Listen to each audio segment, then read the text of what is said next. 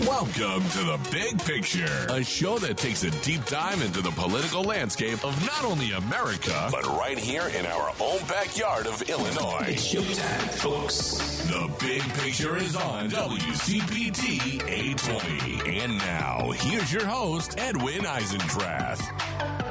Oh boy, I hope that you're not disappointed that you're hearing my voice. This is Patti Vasquez, the host of Driving It Home, Monday through Friday, 5 to 7 p.m. Central. And Edwin has the day off. So, you know what? I'm excited to kind of stretch out a little bit and do a 3-hour show and hang out with you. I have some pre-recorded interviews from an event I covered in Iowa. They have an event every year called the Wing Ding, where they gather. And it's so funny how many people were like, Wing Ding, that sounds silly. It's actually kind of an older word for a festive party, for a celebration. And they were celebrating the kind of grassroots organizing that they're doing in Iowa. A lot of energy behind the fact that their Senator, Joni Ernst, who has been wildly popular in the past, has not. You know, there are people who call what she said when asked by a constituent or told by a constituent that people are going to die because of her decisions on voting for the big, brutal bill. She said, well, we're all going to. So they said people are going to die because of your choices. And she said, well, we're all going to die. We're all going to die. I don't know if she said it that way, but that's how she sounds in my head. We're all going to die. And the thing is, when she started what seemed to be an apology video, you thought, okay, maybe, you know, her team talked to her and said, hey, this isn't going to play well. We're getting a really bad reaction to this. There's a lot of backlash. There's a lot of anger. People are reaching out to us. People are showing up for protests. This is going to cause a lot of negativity. Whatever we thought the conversation might have been from her team, she starts a video straight to camera, you know, a little walking and talking video. And she's like, you know, I was talking to my constituents. I was at this town hall and someone expressed concerns that people were going to die. And when I said we're all going to die, I didn't realize that there were people out there who weren't aware that we were going to die. I mean, just the snarkiest, condescending, dismissive voice possible from an elected whose constituents were telling her that they were afraid for themselves, for their families, for their communities. That's what they were expressing. And that's really what it comes down to when we talk about healthcare, right? When we talk about having access to the services, to hospitals, to doctors, to reproductive health. When we're talking about research, right? The National Institute for Health, they are cutting all kinds of money from grants intended to do research to find out about the causes, the preventions, the ways we can treat different illnesses and disabilities. We are talking about love when it comes down to it. We want to live longer, to be with our families. We want our family members to survive, to thrive, to do better, to heal. That's what we, at the very core of when we are talking about healthcare, it's about love. The second thing is about, obviously, the money and how people are being absolutely decimated by healthcare costs. And when we talk about healthcare costs, we're talking about what's getting in between us and our doctors, us and the services and the treatments that can help prolong our lives.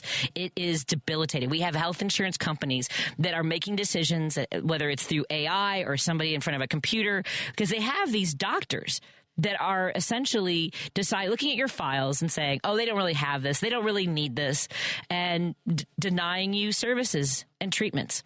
And so when she made this video, this sarcastic, dismissive, horrible video where, you know, I didn't realize there were people out there who didn't know that we're all going to die. And she shot the video from a cemetery.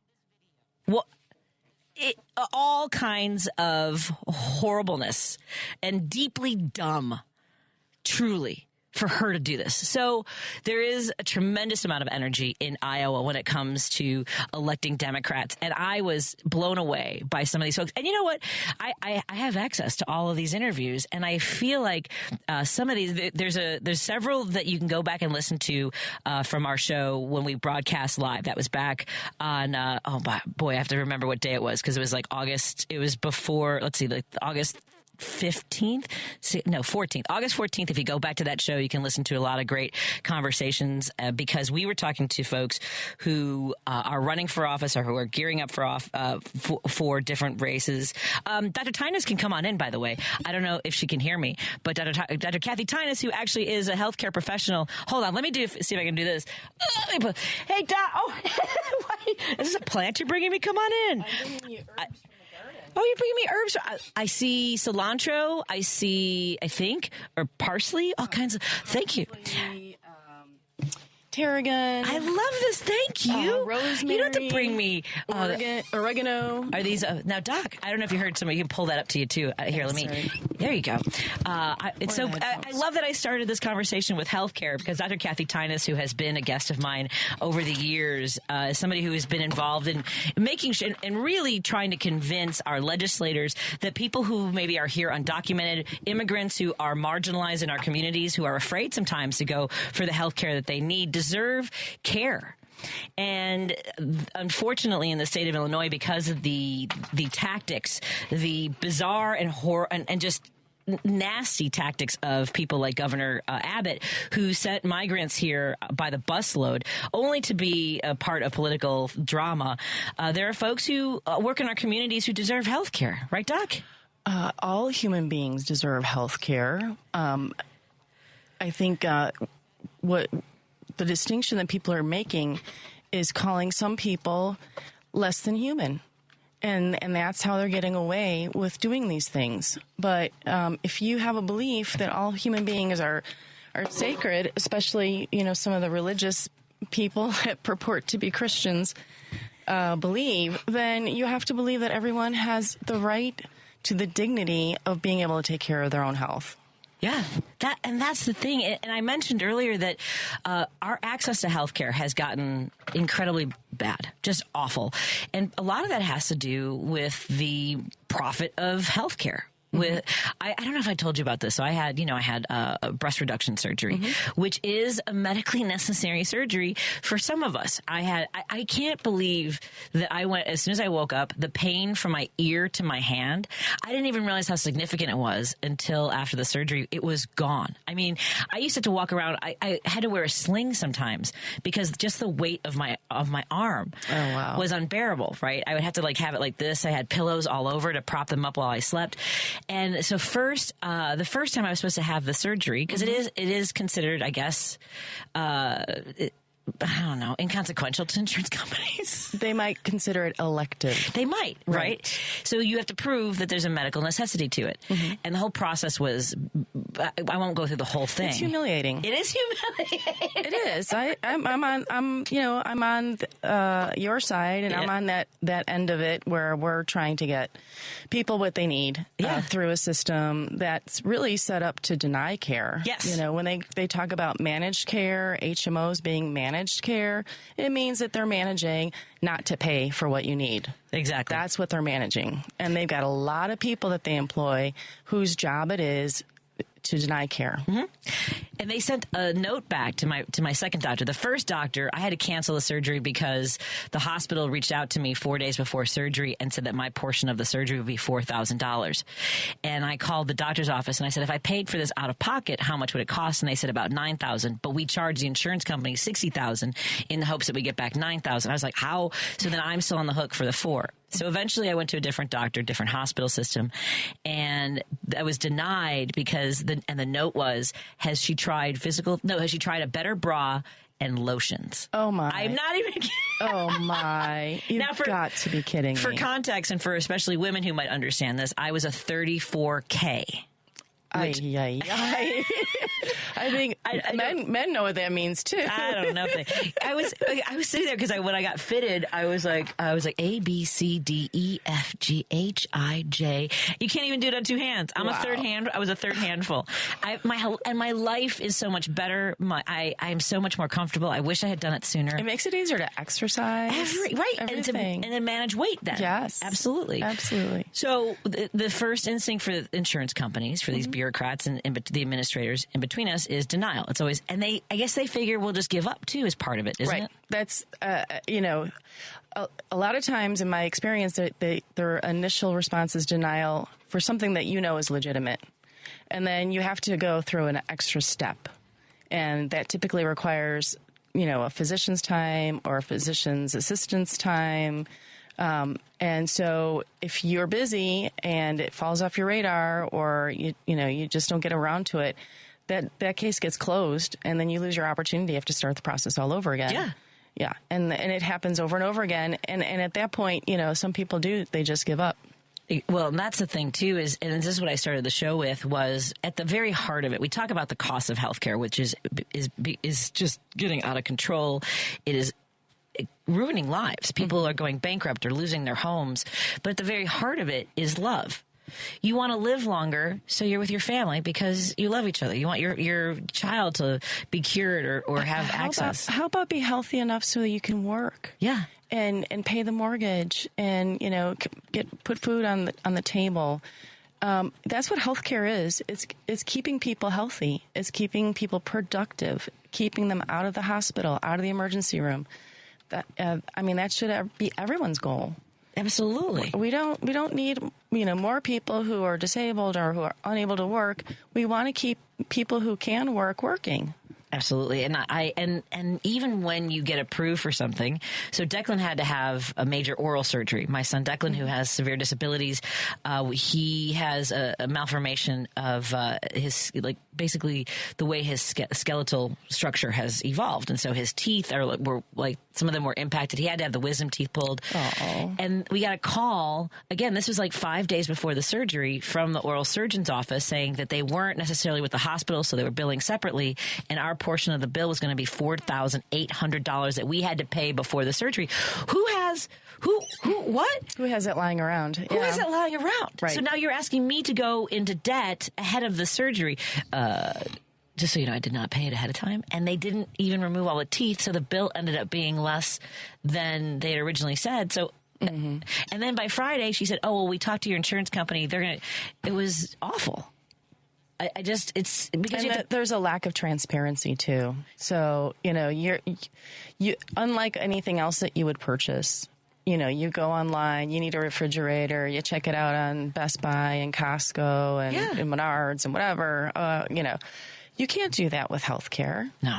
There's no transparency. No one's publishing how much they charge for things. And the thing is, it's like buying a used car. They say they charge $16,000, but the out the door price is going to be $9,000 because they put in all these discounts. They figure somebody's going to pay the sticker price, but the vast majority of people don't actually pay what they say they're charging. Right. It's so hard, and for some people, is it almost, if they have the financial resources, is it almost better to ask, can we just, how much will it be if I just pay for this visit?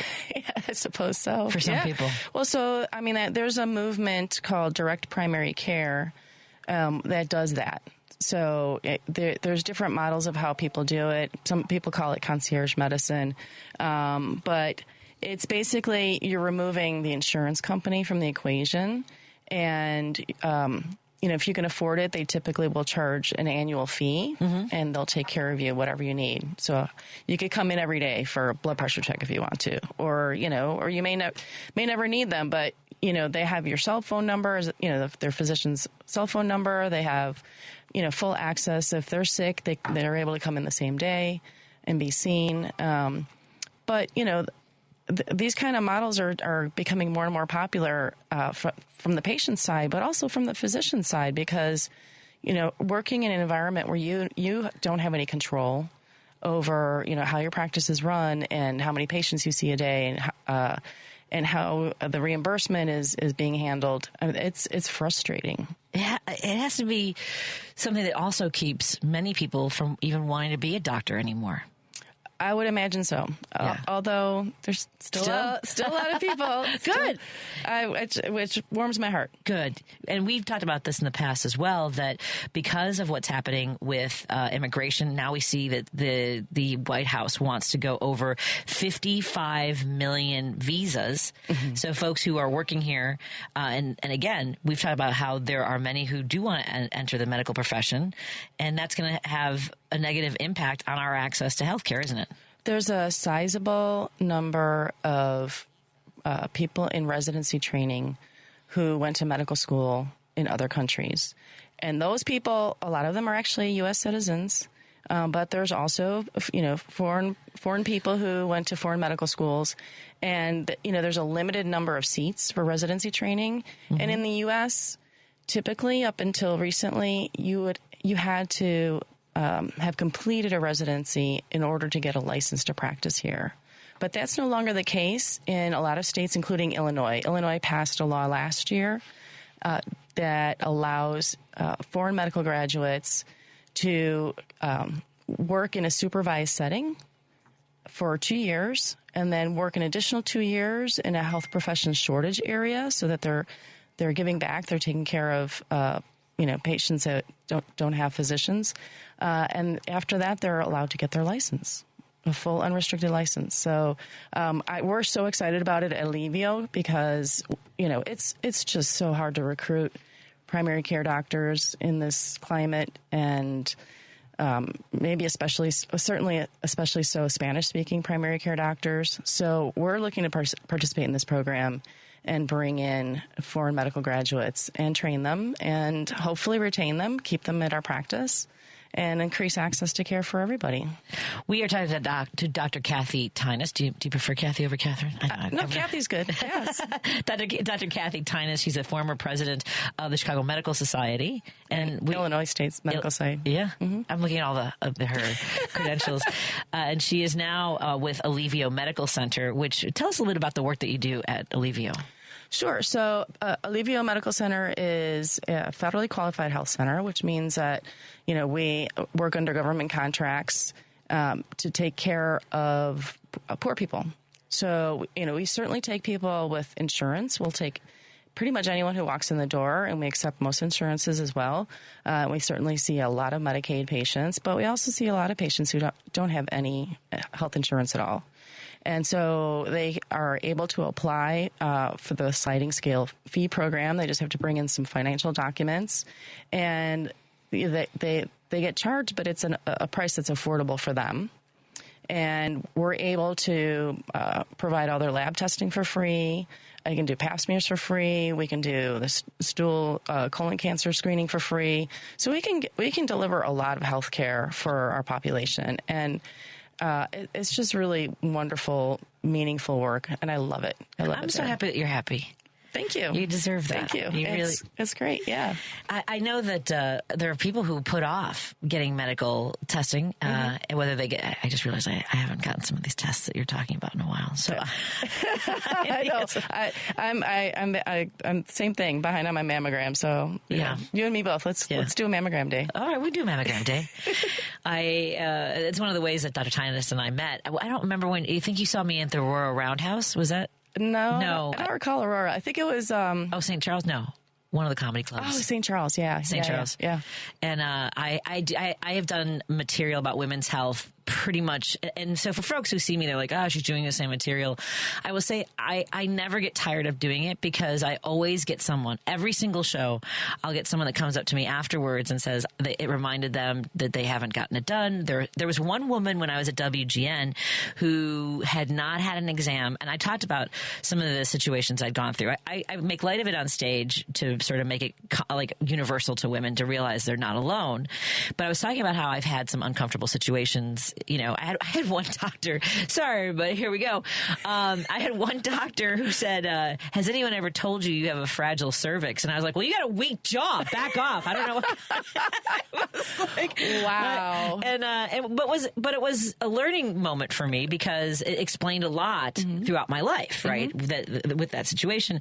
But others, like one time there was a doctor who, I don't want to get in a small talk, right? It's not like, I don't even know, like small, like, I'm not getting my hair cut. Right. Literally. Right. And she's like, so what do you do for a living? Like, well, she's got a shoehorn in me. Yeah. Oh, wow. I don't know what that thing is called. The speculum. The part that pops you open? Yeah, that's a speculum? Okay. That thing. She's like, so what do you do for a living? And I made the mistake. I hate telling people I'm a comedian.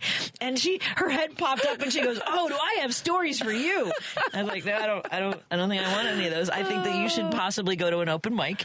And I think the only thing that's worse is when the dentist tries supposed to ask you a question when they got their fingers in your mouth. You're like, what do you expect me to do, man? Come on, you do this all day. You haven't figured it out? I can't answer you. Oh, my God. Which now brings up another element, which is I don't understand, when did we separate oral health from our entire health? Like, was it always the case? It never was merged? Because I know for a while in Illinois, at one point, and I talked to a lot of legislators about this because it had to be reinstated for all kids. They had separated out dental health. And then it turned out that people were coming to, then they were having heart conditions. They were having other issues because they weren't going to the dentist because it wasn't covered. The teeth are in your body. Yeah. It's not like gateway. It's not like you can take them out and, put them in a dishwasher and clean them. Although I suppose you could. You get to a point you can.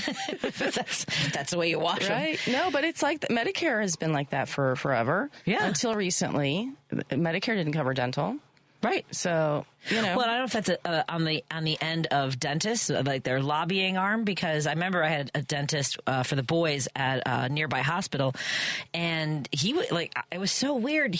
Sometimes you get people in the medical profession who launch into an entire tirade about the bureaucracy or the element. Like I had one orthopedic specialist who said he was so tired of patients who were on All Kids and then pulling up in nice cars.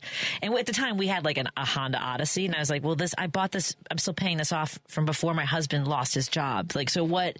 It was such a weird commentary. You shouldn't have nice things. Exactly. Yeah. And you don't deserve it because, you're poor. Yeah, because you're getting services that you help pay into. Right. Your entire life. Right. It's so backwards. Yes. And then the dentist was telling me about how, he didn't like being involved in insurance, dental insurance and all that stuff. And I was like, can you tell me if my son needs any dental care? Like, how do his teeth look? I'm not here for that. Right. I got a lot of other things going on. Exactly.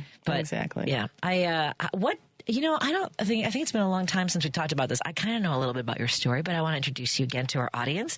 Dr. Kathy Tynas and I, as I mentioned, we met over comedy, and then we reconnected at an event for the Gift Theater at Old Irving Brewery. That's where I think I met John for the first time, or maybe re-met him. And then I had the pleasure of having you on my show many times and collaborating with you and enjoying fine food and drinks and music with you over the years. Yes. So tell folks, what inspired you? How long have you wanted to be a doctor? Oh, wow. That's the Wayback Machine. Mm-hmm. So I had a kidney infection when I was a young girl. I was, I think, 9 years old. And I had to be in the hospital. I had to get IV antibiotics. And, it was, it wasn't a horrible experience. It certainly was frightening, but it made an impression on me. And I remember after coming home, I still didn't really quite understand what happened and what was going on. And my mom, who's a nurse, she drew a diagram of the kidneys and the ureters and the bladder and the urethra. And she said, and this part had an infection. And I was blown away that my mother knew what was inside my body, And I just was fascinating with the idea that, you could understand how things work in your body and you can fix things in your body. And that was the seed.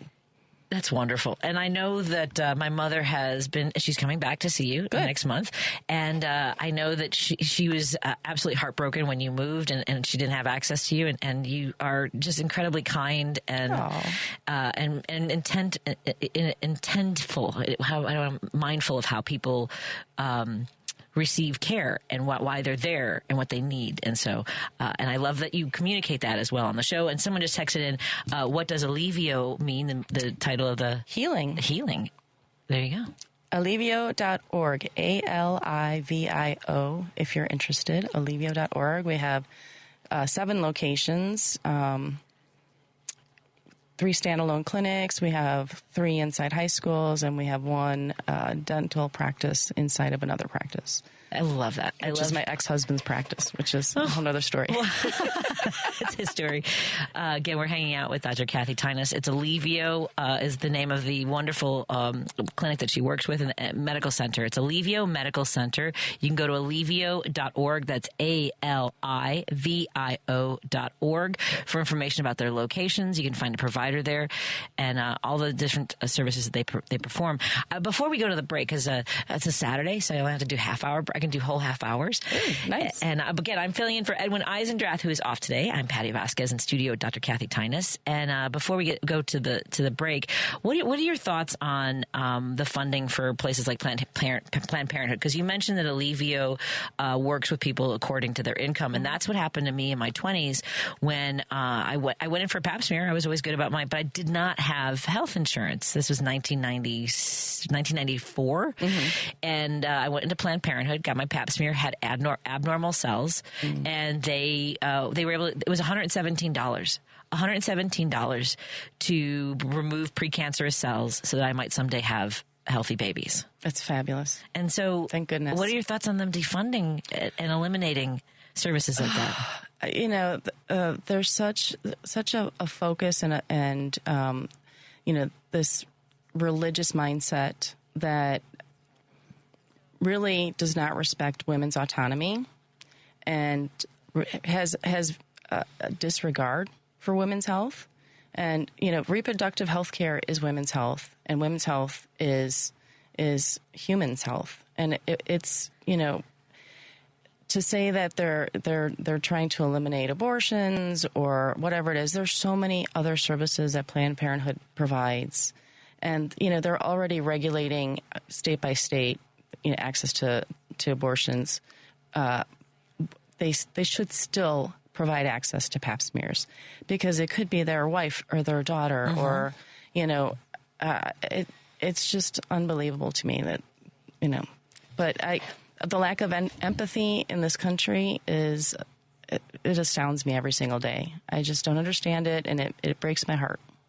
We are talking to Dr. Kathy Tynas. Hey, Paul, can we open the phone lines in case folks have questions for the doctor? Because I want to talk more about women's health in general, but we can talk about a lot of different topics. 773-763-9278. I remember I promised a listener yesterday that I wasn't going to save the calls for the end of the show because usually Edwin has like half-hour segments with all folks from all over the country, and then he leaves the last half hour for callers. So I thought I'll open it up because just maybe they got stuff to say to us. More after this on WCPT 820 Heartland Signal.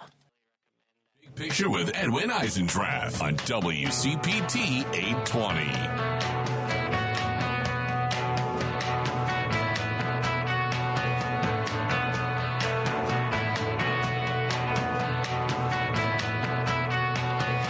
So much for joining us as we continue to drive it home.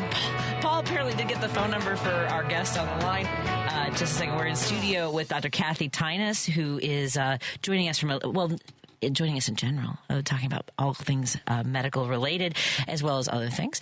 And she is with Alivio Medical Center. That's alivio.org for more information about the work that she does.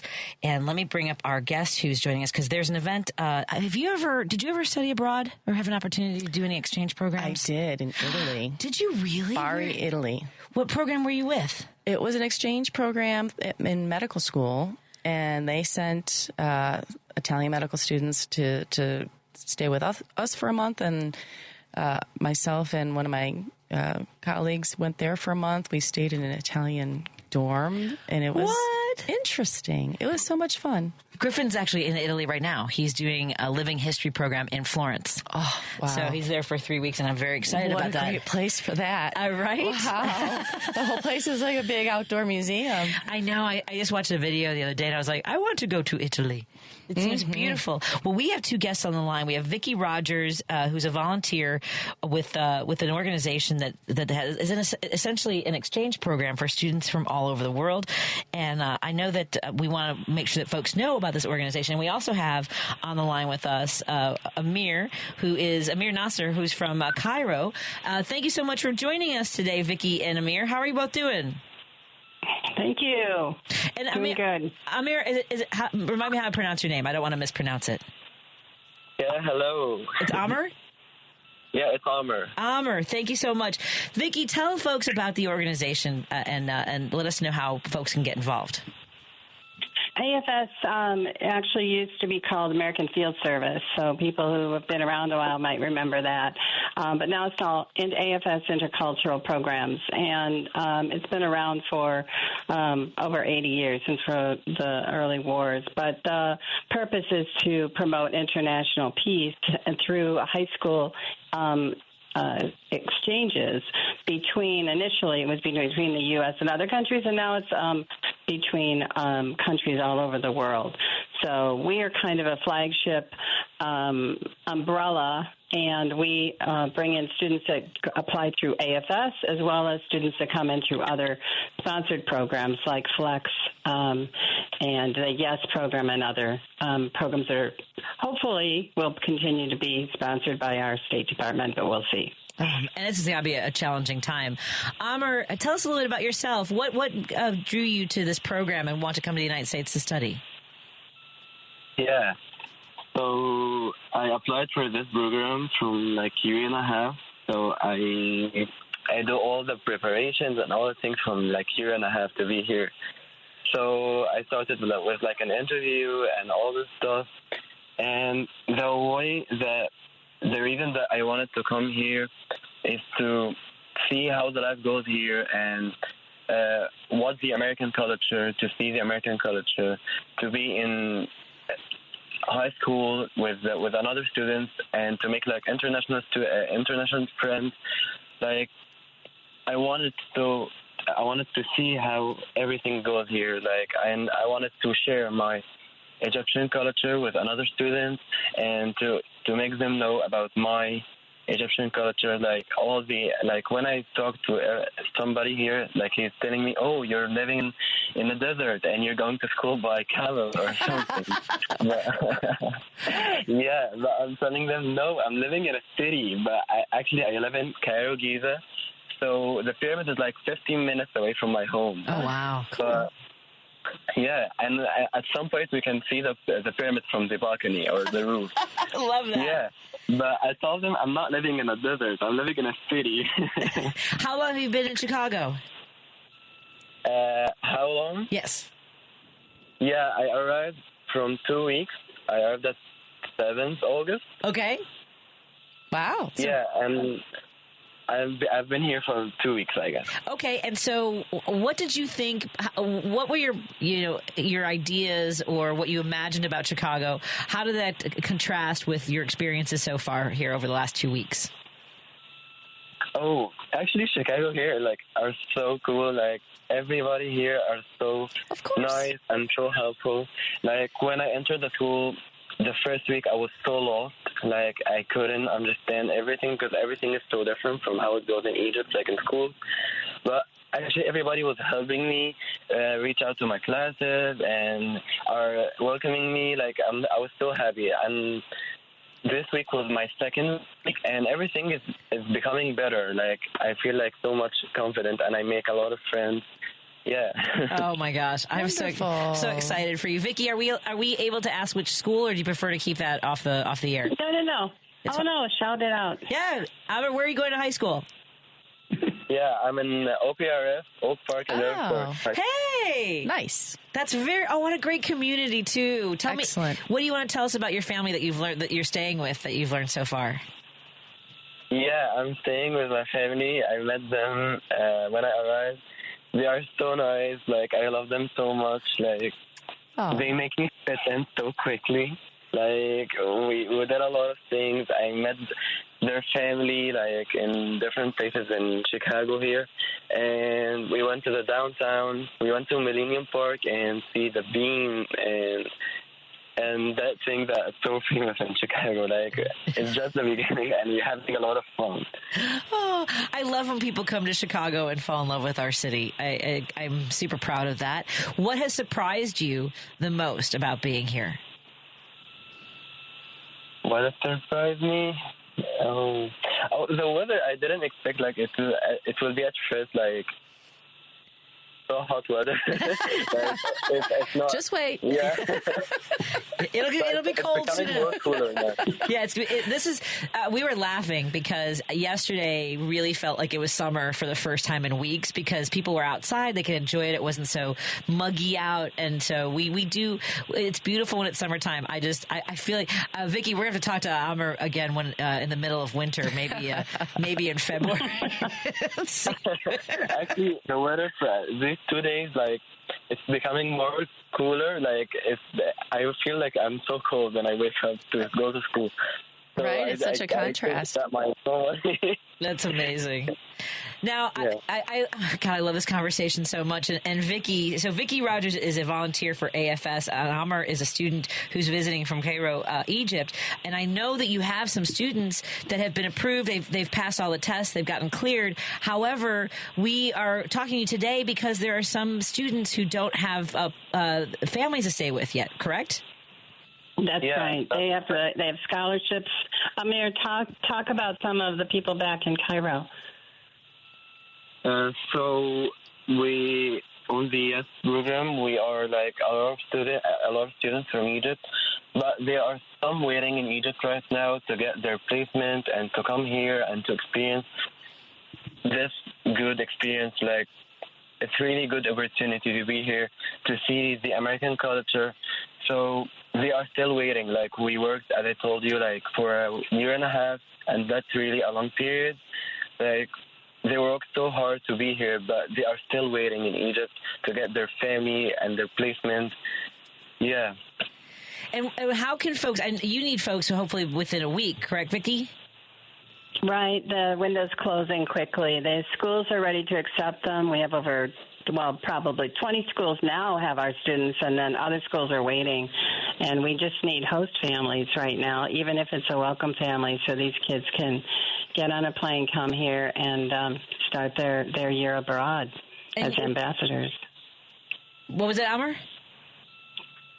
What? I thought you said something else as well to chime in. So Vicky, how can folks reach out if they are able to provide, housing and welcome somebody into their family from another part of the world? What's the process like? Well, at this point, it would be good to get in touch with one of us locally as quickly as possible. For more information, they can go to afsusa.org. And then we can post local connection, Patty, here.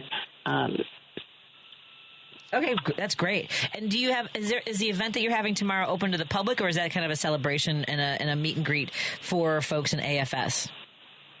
It's mostly our volunteers, that if someone's interested in hosting, they should come, because we literally will have students, we'll have host families, we'll have returnees like myself, and that would be absolutely wonderful. So it is going to be at Harms. Let me get you the address right now. It's actually in Skokie.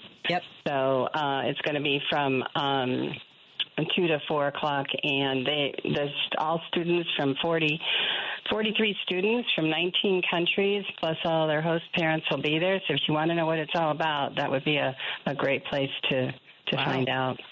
And is the event listed on your afs.org website? It is not, but I'll send it in to you, Patty, right away. Excellent. I appreciate that. Because it's a local. Yeah, I love that. And Amr, I would, if we have the opportunity, Vicky, if we can arrange for Amr and maybe a couple other students again. I loved meeting everybody last time that they were able to join us in person. I want to find out how your school year is going down the road, maybe in the second part of the year. Sound good, Amr? Yeah, sure. I would love to. Yeah, I'm excited for you. And Vicky, I hope that you're able to find some families. Again, folks, there are students who are waiting for placement so they can start the school year here in the Chicagoland area.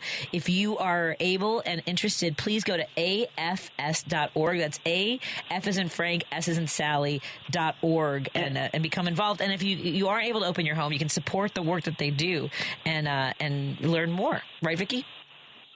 Yes, and go to afsusa.org. It'll be a faster link for them. Oh, excellent. afsusa.org. Mm-hmm. Excellent. Thanks, Patty, so much. Oh, my pleasure. Anytime, and have a good time. Are you going to do any sports? Are there any extracurricular activities that you're interested in doing at school? Yeah, I'm doing American football after school. I love it. Awesome. Okay, hold on. What do you think of that so far? Had you ever played before? I played like this Thursday, and it was like so good, like so cool and so energetic. It had a lot of feelings, but I'm so happy to be in it. Oh, go get Wonderful. him. Do you know a position you want to play so far? I'm a receiver. Oh, nice. So you're fast. Wow. I love it. Well, enjoy, and I look forward to hearing how the season went for you. Okay, my friend?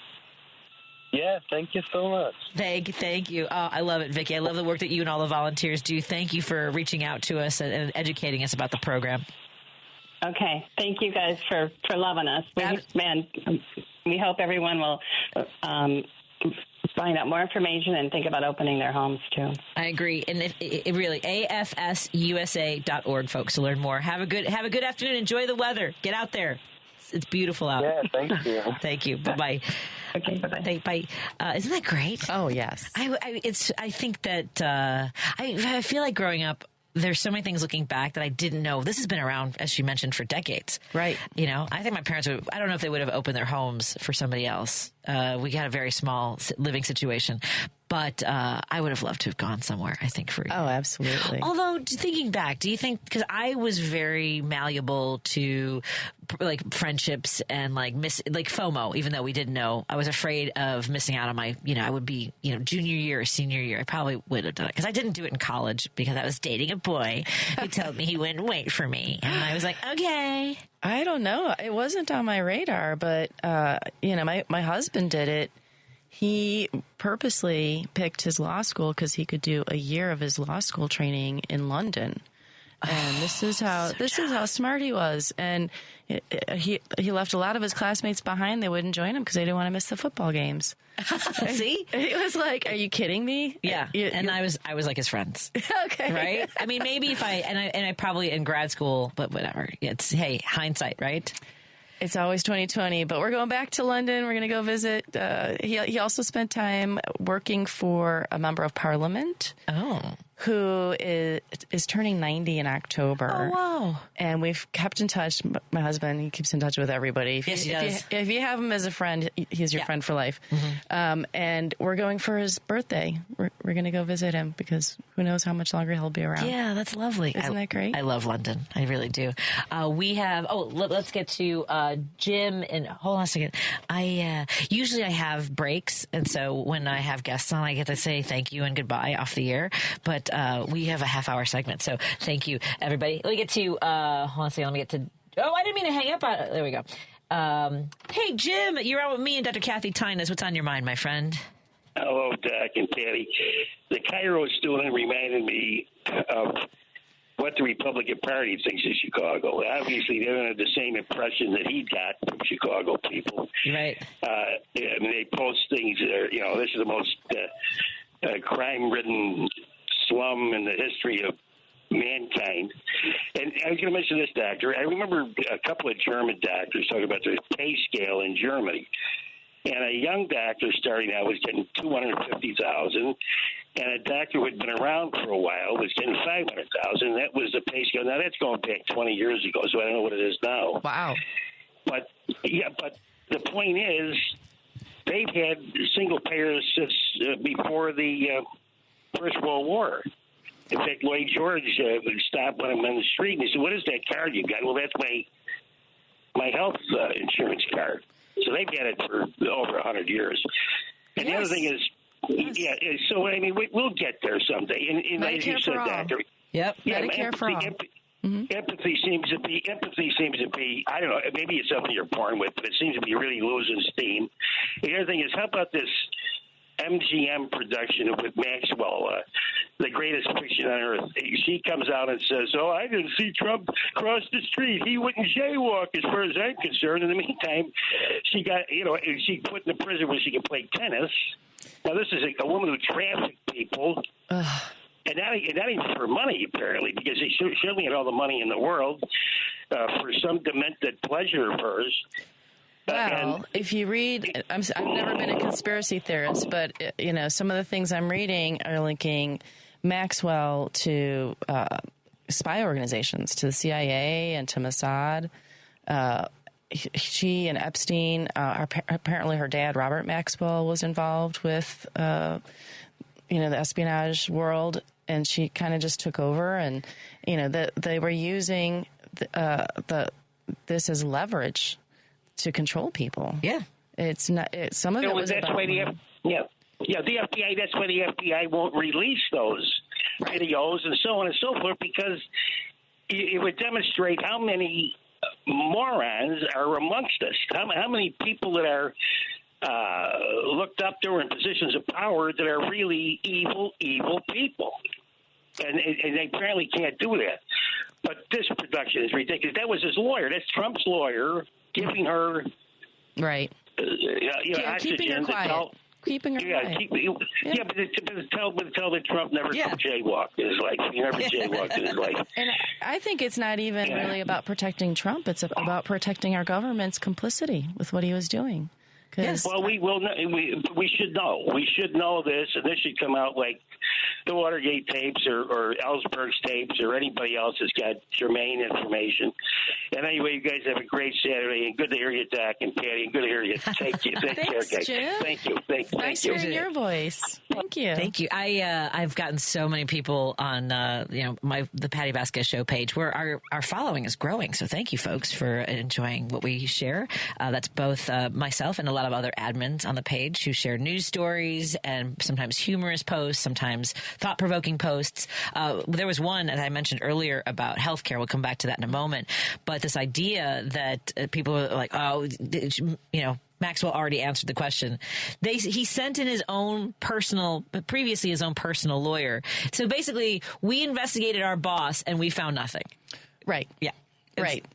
Okay. The employee of the boss investigated the boss. It's like HR. Yes. It's like basically HR. Interesting.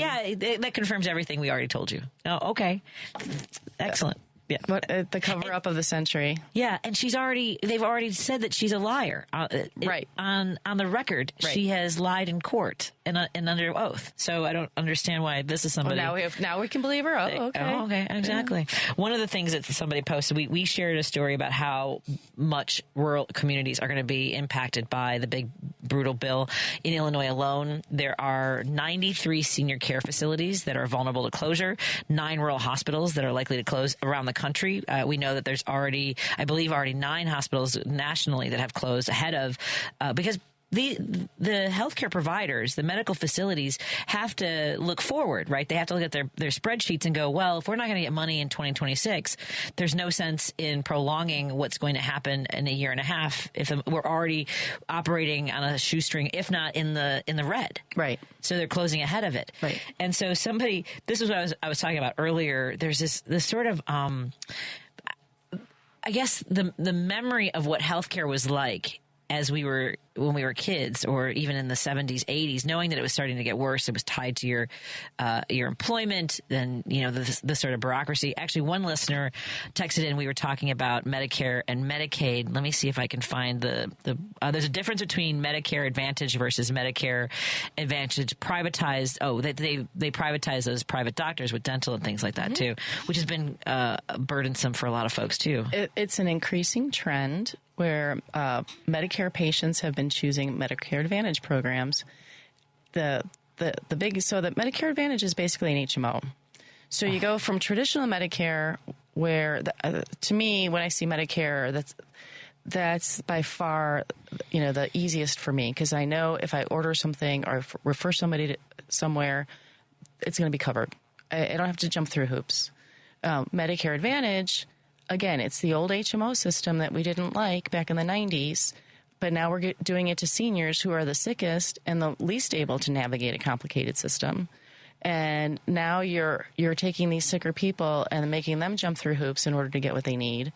And, it's to their detriment. And, the Medicare Advantage was supposed to save money, but these private insurance companies are siphoning off millions, billions of dollars, and they're basically going to, because it all comes out of the same pool, the Medicare Trust, they're going to bankrupt the system because it's going into their shareholders' pockets. Yeah. Yeah. And there's no stopgap to that. There's no. Well, people need to understand. And right now we have a choice. Right. Wait, they're talking about in Project 2025 making Medicare Advantage the default. Yes, wow. That's coming. That's coming. So already more than 50% of Medicare eligible patients choose Medicare Advantage programs. I understand why. There's a lot of time there's zero premiums. Okay, so they lure people in, zero premiums. They get their dental covered, they get vision covered, but when they actually need something serious, substantially, expensive thing, then it's a problem. And there are a lot of co-pays, and their out-of-pocket goes way up. More so, with traditional Medicare, you typically was an 80-20%, Medicare pays 80%, you pay 20%, and you purchase a Medigap plan, and that covers your 20%. And for most people, that system worked seamlessly. They got everything they needed, did not have to pay exorbitant out-of-pocket costs. But now with the Medicare Advantage plans, patients they're developing sticker shock. Yeah. And it's difficult to go back because the Medigap plan that I talked about, so by law, Medigap plans, and it's regulated state by state, within your first period of Medicare eligibility, they have to provide you coverage without any kind of, medical vetting. So anyone who applies for a Medigap plan who's 65 and newly Medicare eligible has to be accepted, and their premiums are typically affordable. If you go to a Medicare Advantage plan, you're no longer in a Medigap plan, and you try to go back into a Medigap plan, guess what? It's like any other insurance that you're going to try to get. You have to go through a medical exam, and they look at your records, and they can deny you. Or they can charge you, up the wazoo, as some people would say. I hate when they charge up the wazoo. It's so uncomfortable. It's uncomfortable. That's crazy. That's what's happening. And I'm working with the Illinois State Medical Society to get the laws changed in Illinois so that Medigap plans have to cover people beyond their initial Medicare eligibility. And you can do that. Do you know who's, is there legislation yet? Not yet. And do you have a sponsor, like a legislator that you're working with? I'm not that far yet. Okay. This is just a plan. I have ideas. We've hatched. Okay. Yeah. Okay. I have really good ideas. And hopefully she's amenable to working with you, but she's a fire. She's just she's got a lot of passion for especially medical related issues. And Great. I don't know if I should say her name on the air in case she doesn't want to do it. Okay. So I'll tell you Put her off on the air. spot. Yeah. Exactly. Like, you don't have a choice. Sorry. Yeah, exactly. So I'll let me know if you need a connection. Absolutely. Thanks. Yeah. Take all the help I can get. Of course.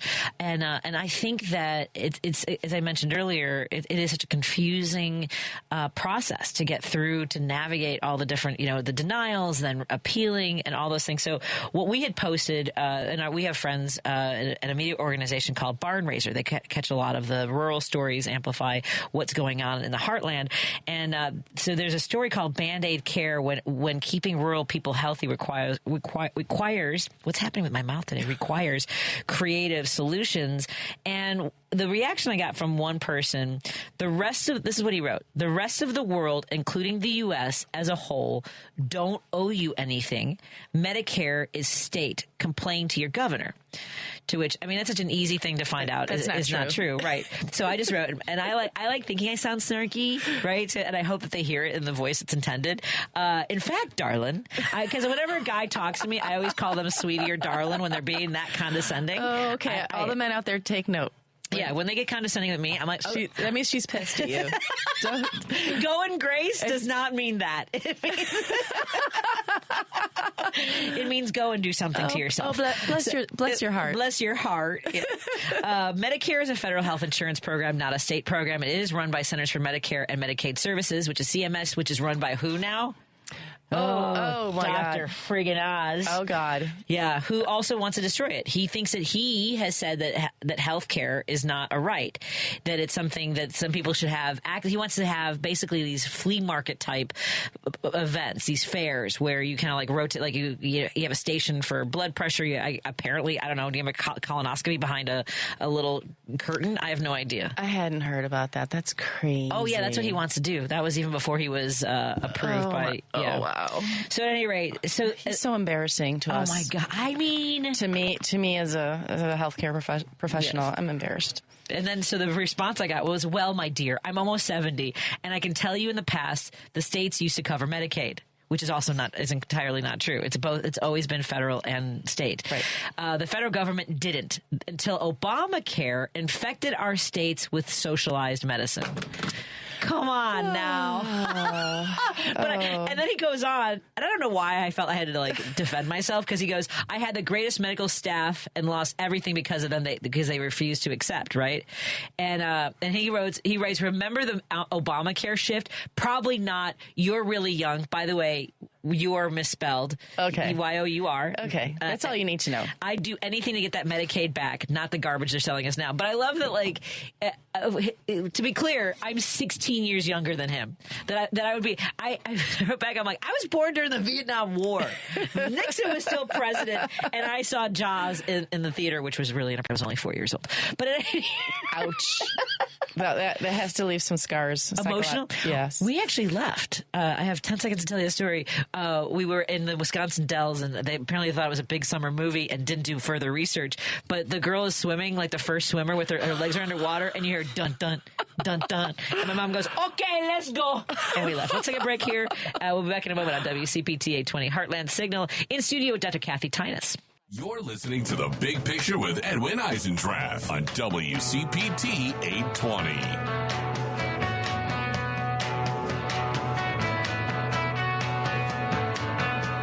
I hope you're not too disappointed if you're looking for Edwin Eisendrath. He has the day off on this beautiful summer day in Chicago. This is Patti Vasquez, host of Driving It Home, Monday through Friday, 5 to 7 p.m. In the producer's booth, we have Paul Shivari, who is keeping things going. And the phone lines are open if you want to call and join. And we also have the text line open, the Credo mobile phone and text line. And that's 773-763-9278 if you want to join the conversation at any time. Right now in studio, we have with us Dr. Kathy Tynas. She's with Alivio Medical Center, and we were just talking about healthcare, Medicare Advantage, and a listener says that they often advertise on left-leaning outlets in order to, make people think that they are supported by those organizations. Our sponsors do not necessarily reflect the things that we want to say, and so I guess we have to. It is what it is. I will tell you, the sponsors of my show, Driving It Home, all are direct. And a lot of our sponsors throughout the entire station believe in these conversations, like Dr. Jason Bissell, David Hochberg, just to name a couple.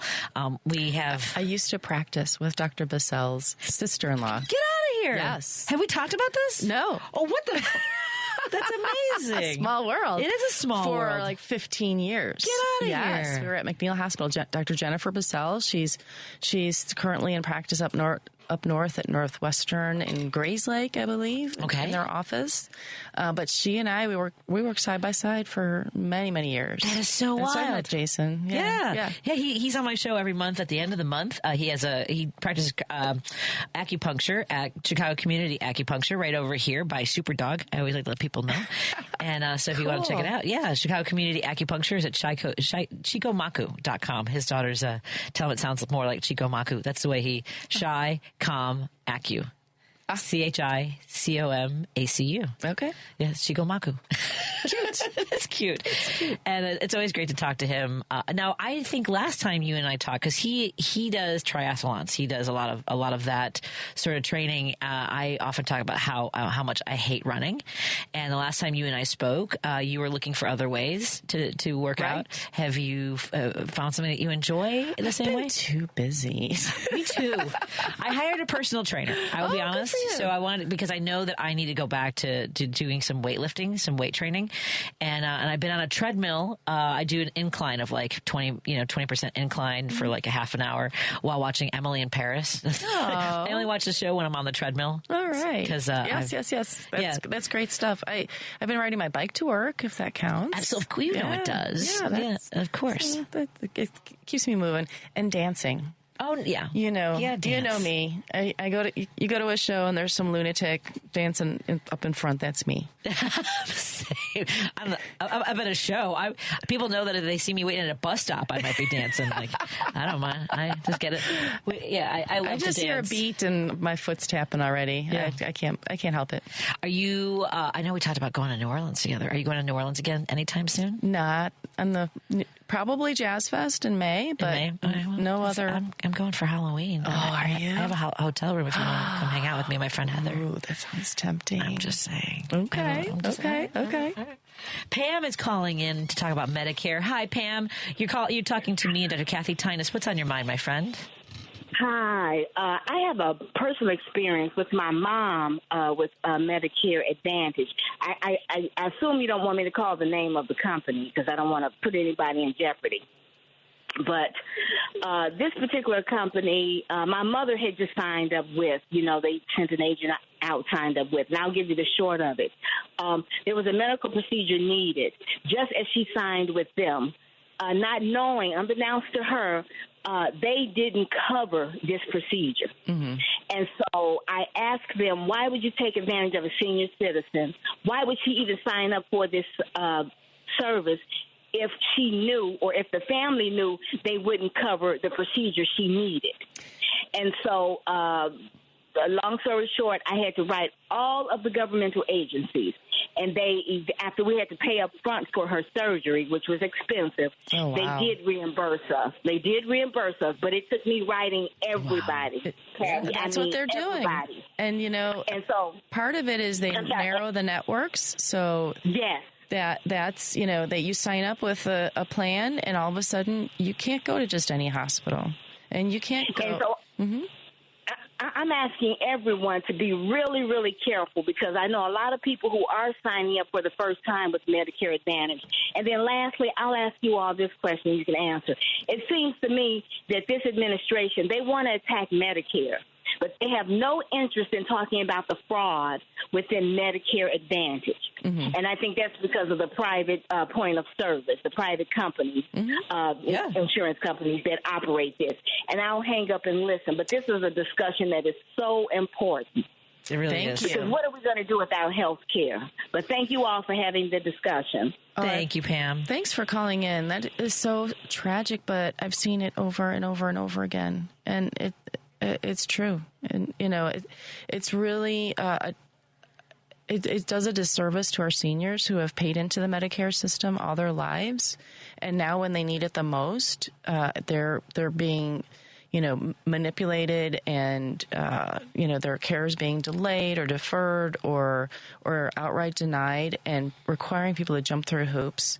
And, God bless Pam for doing what she did to get what was right. But a lot of people, they would just give up or they don't have, they just don't have the, what it takes to fight. And they don't. How much has it changed for you as a doctor over the last since the first administration? I mean, as far as not just like the billing, but even like people's understanding of their own health? Like, because whether it's I was thinking about, the pandemic and how it was not understood by so many people the fact that that president exacerbated the entire situation. Mm-hmm. There had been essentially a playbook for handling a pandemic, which when he came into office, because it was under President Obama, it was in part response to the possibility of Ebola, mm-hmm. right? And having these communications between medical providers, hospitals, global communications about what was happening, collecting that data.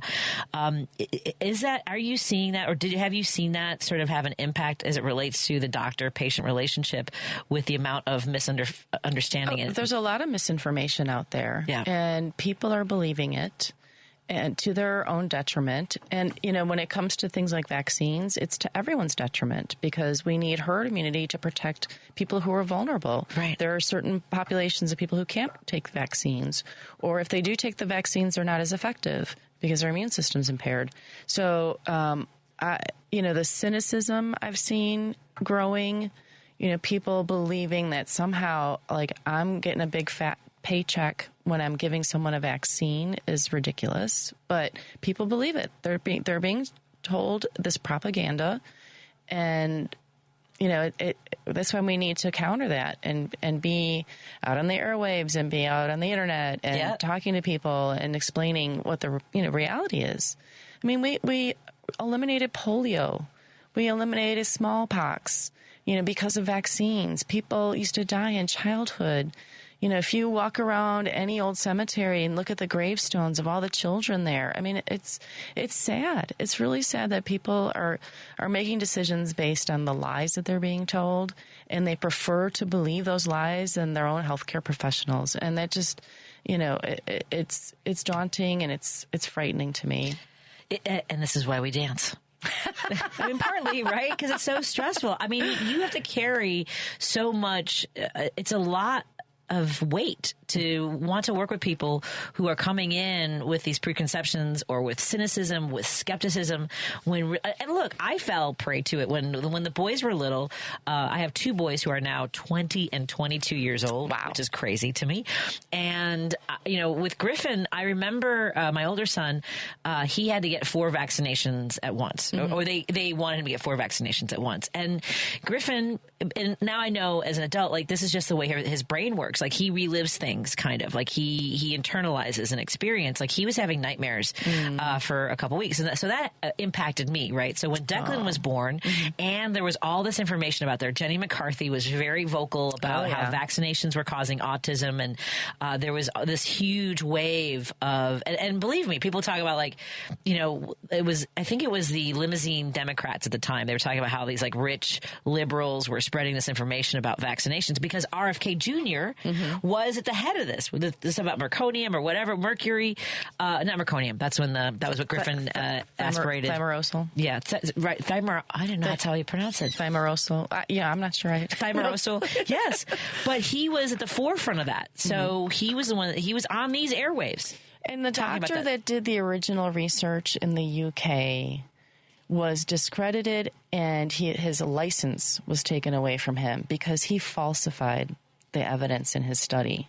So all of this is based on lies, but people choose to believe it because they want to have a scapegoat. They want to have a reason. And I feel for parents who have a child and they don't understand why. What happened? Why did this happen? Yeah. Right. And they want to have a reason. And, it's human nature, but, taking something that's inherently good and turning it around and making it, the perception of it to be something bad is really sad. And I've been struggling with this for the last few months because I said, I fell for it when the boys were little because when Declan was born, my younger son Declan was born medically fragile. And it's funny when I say that because I live inside of this experience, I don't know how that sounds to people. And someone was like, what does that mean? For us, it meant that Declan was not able to breathe on his own. They had to bag him. They had to start giving him oxygen. Then they had to put him on life support. He was on a ventilator, and they had to push a lot of medications to get him, and they had to give him surfactant to line his lungs to be able to hold air, to hold oxygen. And he was extremely sick for 28 days. They had to keep him on oxygen. He was able to be weaned off of the ventilator. They didn't think he was going to survive. All kinds of things that were happening. And I remember towards the end of his NICU stay, a pediatrician came in and said it was time to give him his vaccinations. And because of all the information I was getting, because of, Griffin's kind of reaction, I was like, oh, do we need to do them all now? Can we space them out? And I mean, will that hurt him? Is he strong enough? Like, my brain was impacted because Jenny McCarthy was on Oprah Winfrey, which was a show that when Griffin was little, I had daytime television on. And I hate the fact that she legitimized so many people. Yeah. I mean, Dr. Oz was on her show. Dr. Phil. Who's now a doctor. I mean, when you think about the chaos, she has led to a lot of this. Yeah, she did. It's sad. Yeah, and I was terrified. And so the thing I'm struggling with in the last few months is for most of Declan's life, we didn't know why this happened. We had some of the, some of the things that I guess anatomically could give us a reason. Part of his brain hadn't fully formed. His corpus callosum was underdeveloped. He had hypotonia. He had all these things, and nobody really knew why. And, I was trying to do my own research, and there were some possibilities. I have A negative blood type, RH negative. Steve is a different blood type, so my body attacks a different blood blood type, just inherently, right? Rh negative attacks other blood forms like it's a tumor. Right. So I thought, well, did my body react to having a baby with Steve? And did that, all these, like for 20 years, I thought, was it a broken light bulb that I cleaned up that had mercury in it? Did I inhale it when I was pregnant? I had cats. Was it the I can't imagine. That must have been torture for you. I didn't tell Steve about the light bulb until about 6 weeks ago. I would walk past that closet all the time. I hated that closet because I thought that was what had caused Declan's disabilities, right? And then and then you have all the vaccinations. Did I work too hard? Did I have a virus? Like, I mean, understandable. It was a lot. It's understandable. You don't know what to believe. No. You don't know who to trust. And at the same time, like I found a path to be Declan's mom. This life that I had not dreamt of for us, right? Because I had dreamt of my boys playing baseball together, playing Batman and Robin, going to school together, learning how to swim, being there for each other. And believe me, Griffin is there for him all the time, always has been, in a different way, in a different capacity as a sibling of a severely disabled child. And so Declan could walk for miles. It was the one thing. He cannot speak intellectually. He is what I guess people would think of as maybe 2 years old, still matching shapes and numbers and letters and things like that. A beautiful little boy, and now an adult. But when he was little, and I don't know if you've ever heard me tell this story, like I didn't want this. This is a lot. And it was a lot in the first few months, all the nevers, because they told us he was never going to talk. He was never going to go to school like other kids. He was never going to live independently. And they give you all these nevers, which is an impossible place to exist. And if you don't find a way out of it, it can be catastrophic. So I just remember one night, it was dark, everyone was sleeping, and I love my husband, he snores. And so he's snoring, Griffin's asleep, Declan's in the bassinet next to me, and I didn't want to be this person. And I wasn't talking about I wasn't thinking about hurting myself or running away. I just didn't want to exist. I was just like, I couldn't sleep. And all of a sudden, Declan started crying, and I picked him up and I was holding him, and I was breathing, like holding him. I felt good. Yeah. Right. I was like I relaxed holding him, like this is, and what occurred to me was I was living in never. And I thought, okay, if I can just stop worrying about all the things he can't do and start loving all the things he can do, which was, laughing at his brother and loving music and all these things, that's where I could live. And believe me, I've backslid numerous times throughout his life where I'm like, this is too hard. This is too much. And I come back to it because he is so outrageously beautiful and sweet. He touches the hearts of everyone he comes in contact with. Oh. And so sadly, a few years ago, he stopped being able to walk, and we've been trying to find answers. And so finally someone said, hey, technology's come a long way. Let's go ahead and redo some genetic testing, because they hadn't found anything when he was a baby. And as it turns out, he is one of the few people on the planet with a genetic disorder called primrose. And so it's spontaneous glitch in the genetic code. It's not something I carried. It wasn't something that I did. There was nothing we could have done. Steve doesn't carry it. And so now I have context. I have explanations.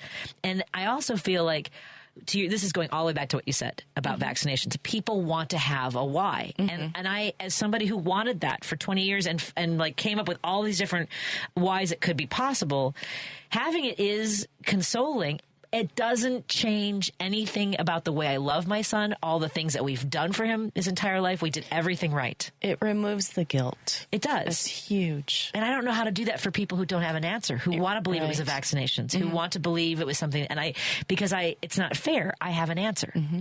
So, yeah, he's only 53 people have primrose. Wow. Isn't that, I think I might have. You were telling me, a little bit, but isn't that, it's wild. Yes. Yeah.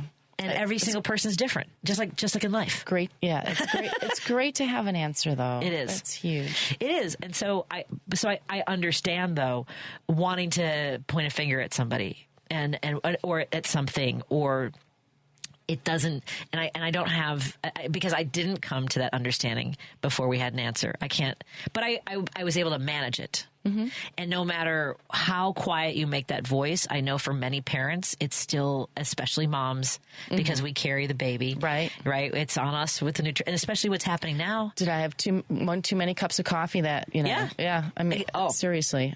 All the things. Sugar, tuna. Right? Right? Yeah. Changing the cat litter box. I mean, there's a million things. Sure. Living in a Right. city with too much pollution. Right. Shaking too many hands. Don't get me started on the sushi. No sushi. Right? Exactly. I know. All those things you have to give up when you're all the pregnant. things. It is all the things. And also, they're criminalizing. I don't know if you saw that a woman was arrested for having, she had taken some cannabis during her pregnancy. Her doctor had said it was okay to manage her nausea. And so then she essentially was, I think she lost custody of her baby because they were able to detect there's zero tolerance in the state that she's in for marijuana. Oh, my goodness. Who does that serve? How does that help anybody? See? It doesn't serve that baby. That baby's going to be in the foster system. Right. And, they might get lucky with a good family, but, there's a lot of abuse. And Exactly.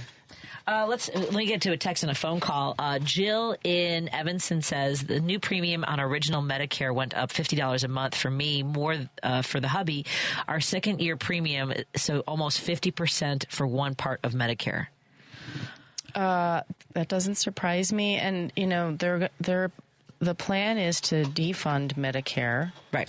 And so the premiums are going to go up, and people are going to be, having much more difficulty using their Medicare because, they're going to continue to reduce the staff size in these departments, and essentially, you're on your own.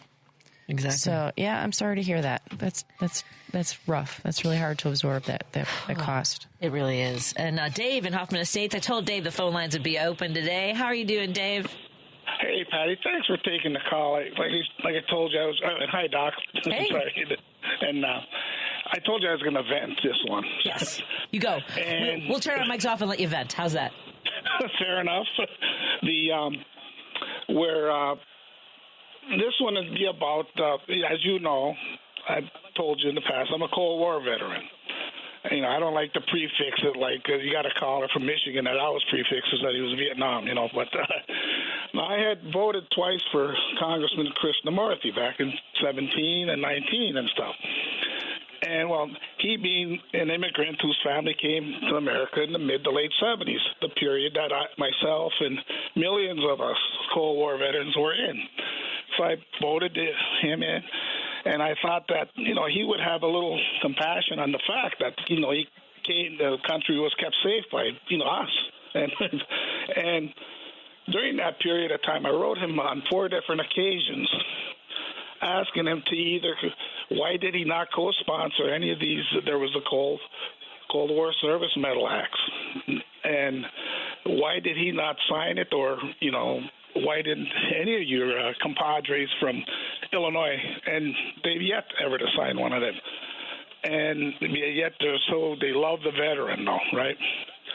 And so it got to the point I got to reading in August of 2021. He did co-sponsor a bill by then New York Representative Carolyn Maloney, H.R. 5022. And in this bill, it was to posthumously award Mahatma Gandhi a Congressional Gold Medal, for his actions in peace or whatever. Well, he also was jailed for sedition back in 1903 in England. And that, he was able to do that. But Asta kept the country free so his father could do a business which failed later on, and he could get in, eventually to be congressman. After Senator Duckworth, moved on to that open slot because he lost to her before. And that, and I figured, he's got the largest war chest of all the campaigners, so he'll probably, he'll buy his votes in or something. I don't know. He'll get in. But, and let's not forget, Governor Pritzker and Senator Duckworth didn't endorse him. Yeah, I mean, I don't know. I don't know that he is a lock. I mean, we've got some ways to go for the primary, which is right now it's Congresswoman Robin Kelly, Lieutenant Governor Juliana Stratton, and of course, as you mentioned, Congressman Raja Krishnamurthy. So far, when I've traveled, it seems like folks are more familiar with him than the other two candidates in other parts of the state. So it'll be interesting to see how this unfolds. Right. Right. Well, he's been able to flood the airwaves too, with because he's got the most money. And now you have been a rep in candidate. Politics before. Candidate. Thank you. Okay. Sure. Now he loses. Does he get to keep that campaign money? Yeah. Yeah, you not keep, but so I still have some money in my political campaign, and I use that money for like nonprofits that reflect what I believe, what people would have sent me to Springfield for. I use it for farmers markets. I use it for candidates who reflect the values that I believe in. I use it for organizations that, like for Kids Above All, like different organizations that do the work. I don't know if I've actually contributed to Kids Above All from that, but organizations like that. That reflect what I went to Springfield. I would have gone to Springfield for. Yeah, no, because I asked Joe and she was going to ask that one lawyer, but I didn't hear. That. Yeah, it's your political committee money, right? So it's basically for you to run for office or to contribute to other similar political campaigns or nonprofits. Wow. But anyway, I just always felt after that he just stuck us Cold War veterans in the back. So he ain't going to ever get my vote again. I'm sorry about that. That's a shame. So am I. I mean, we didn't do nothing wrong. We won our war. The wall came down. They won't honor us. Oh. We deserve it. All we could get, they still have never got a decoration for us that signifies Cold War guys. Have you? Every other one. And all we could get was a Cold War recognition certificate if we wrote for it back in 1998. Wow. Have you reached out to your state legislators about this? I tried. They're not to be found. Who are your state legislators? Like I say, the only one that ever did anything was Representative Kifowit. You got it. Yep. Anyway, but by the way, do you know that she's? Hold on. By the way, do you know? Hold on. Okay. Do you happen to know that she's running for state controller? By the way. Representative Kifowit. No. Yeah, she will not run for got my vote. There you go. She's not running for re-election for state representative. There are several other candidates. There's also the Lake County Treasurer Holly Kim is running, State Representative Margaret Croak. But I wanted to make sure that you knew that there were more candidates in the field now. Good. Yep. No, Stephanie is going to get my vote because she went the extra mile for me, and I wasn't part of her, in her district even. Have you had the opportunity to join the group Vote Vets? I've never looked into it. No, I've heard of it, but I've never looked into it. Look into Vote Vets. You might find some folks that have some energy behind what you're talking about as well, and have a bigger platform to maybe have an impact on these issues. Well, I'm hoping with this the blower that we got going on right now that there's a few Cold War vets. I've heard that, and because a lot of them just they don't seem to be. Yeah, it was a time of my life, because we were the redheaded stepchild. Yep. Exactly. Anyway, but Patty, thank you so much for the airtime. Of course. Have a good one. You too. Be well, guys. Take care. Bye-bye. Thanks. This is Patti Vasquez. This is Patti Vasquez sitting in for Edwin Eisendrath, who has the day off. I host the Monday through Friday show from 5 to 7 p.m., Driving It Home with Patti Vasquez. Joining me in studio is Dr. Kathy Tynas. She works with Alivio Medical Centers. You can go to alivio.org. That's ALIVIO.org. And we're going to continue our conversation because I got a text that is similar to the kind of work that you're doing right now. And I think we should talk about that with legislation and things. Oh, cool. Excellent. More in a moment on WCPT 820 Heartland Signal. We're glad that you're here. You're listening to The Big Picture with Edwin Eisendrath on WCPT 820. For joining us. This is Patti Vasquez filling in for Edwin Eisendrath, who has the day off. He'll be back next week. I host the Monday through Friday show, Driving It Home, and we're in studio with Dr. Kathy Tynas. I know Edwin does deep dives, so we're doing a 2-hour deep dive on healthcare, which I think that a lot of folks consider to be a priority. I know for me, I think it is the crisis of my lifetime, and I knew that at a young age. That like when I was a kid, and my mom hates this story. Oh, I don't know if she's listening. I don't know if she knows I'm on the air, so maybe I'm okay. Because she did not know this. When I was 12 years old, I woke up with a really bad stomach ache. And my mom worked for the federal government. She was, she had an entry level position at the time. She wasn't a computer programmer as she eventually became and earned more money. My dad was a cab driver. We lived in a very small 1-bedroom apartment. They yelled a lot about money when I was a kid. Where's the money for my dad was also an alcoholic. He had a gambling addiction. So it was very stressful in my house. And so when I got really sick, I used to be afraid to go to the doctor. And because I knew that it was expensive. I don't know where I was getting that from. I don't know if it was arguments that they had, but I had a really bad stomach ache, and I could not move. I was violently sick. We don't have to go into details. Okay. But so we were on the phone with the doctor, and he was like, try ginger ale, saltines, like whatever. I don't know if it was saltines, just ginger ale. And then finally, because my fever was going up, he said, take her to the emergency room. And I don't know if it was the adrenaline that I was scared that we were going to the emergency room, but we were, I was in an exam room by myself, and I was feeling better, and I got scared that my parents were going to spend all this money on taking me to the ER. So I started punching myself in the stomach so I would have something wrong, which not as a kid, you don't realize that if I have bruises now, my parents might investigate it. But I was like, I wanted something to be wrong with me in order to be costing my parents this money. And I didn't understand my mom was fine financially. Like, she had a good job. That I didn't understand that part. I just knew that doctors were important. I didn't know that she had good insurance that would cover anything, like whatever happened. Right.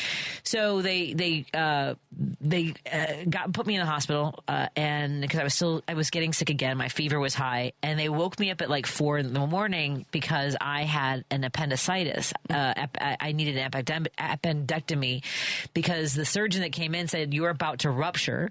It exploded on the exam table. Wow. I went into shock. My fever went up to 106. All kinds of stuff went wrong. I had an infection, all kinds of, I have a huge scar because I think it's only supposed to be like a little tiny one. It's about 4 inches across. Yeah. And it's not because I don't think it's because I punched myself, but I'm just saying, like, so I've known my entire life that this is the kind of thing that causes people stress, causes them to lose their homes, not be able to afford the education they might dream of for their kids.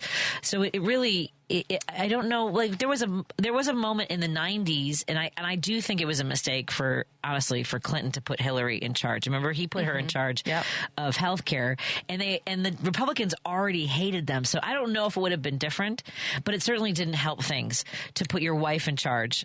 Yeah, she was resented. And and the misogyny in this country is is still so.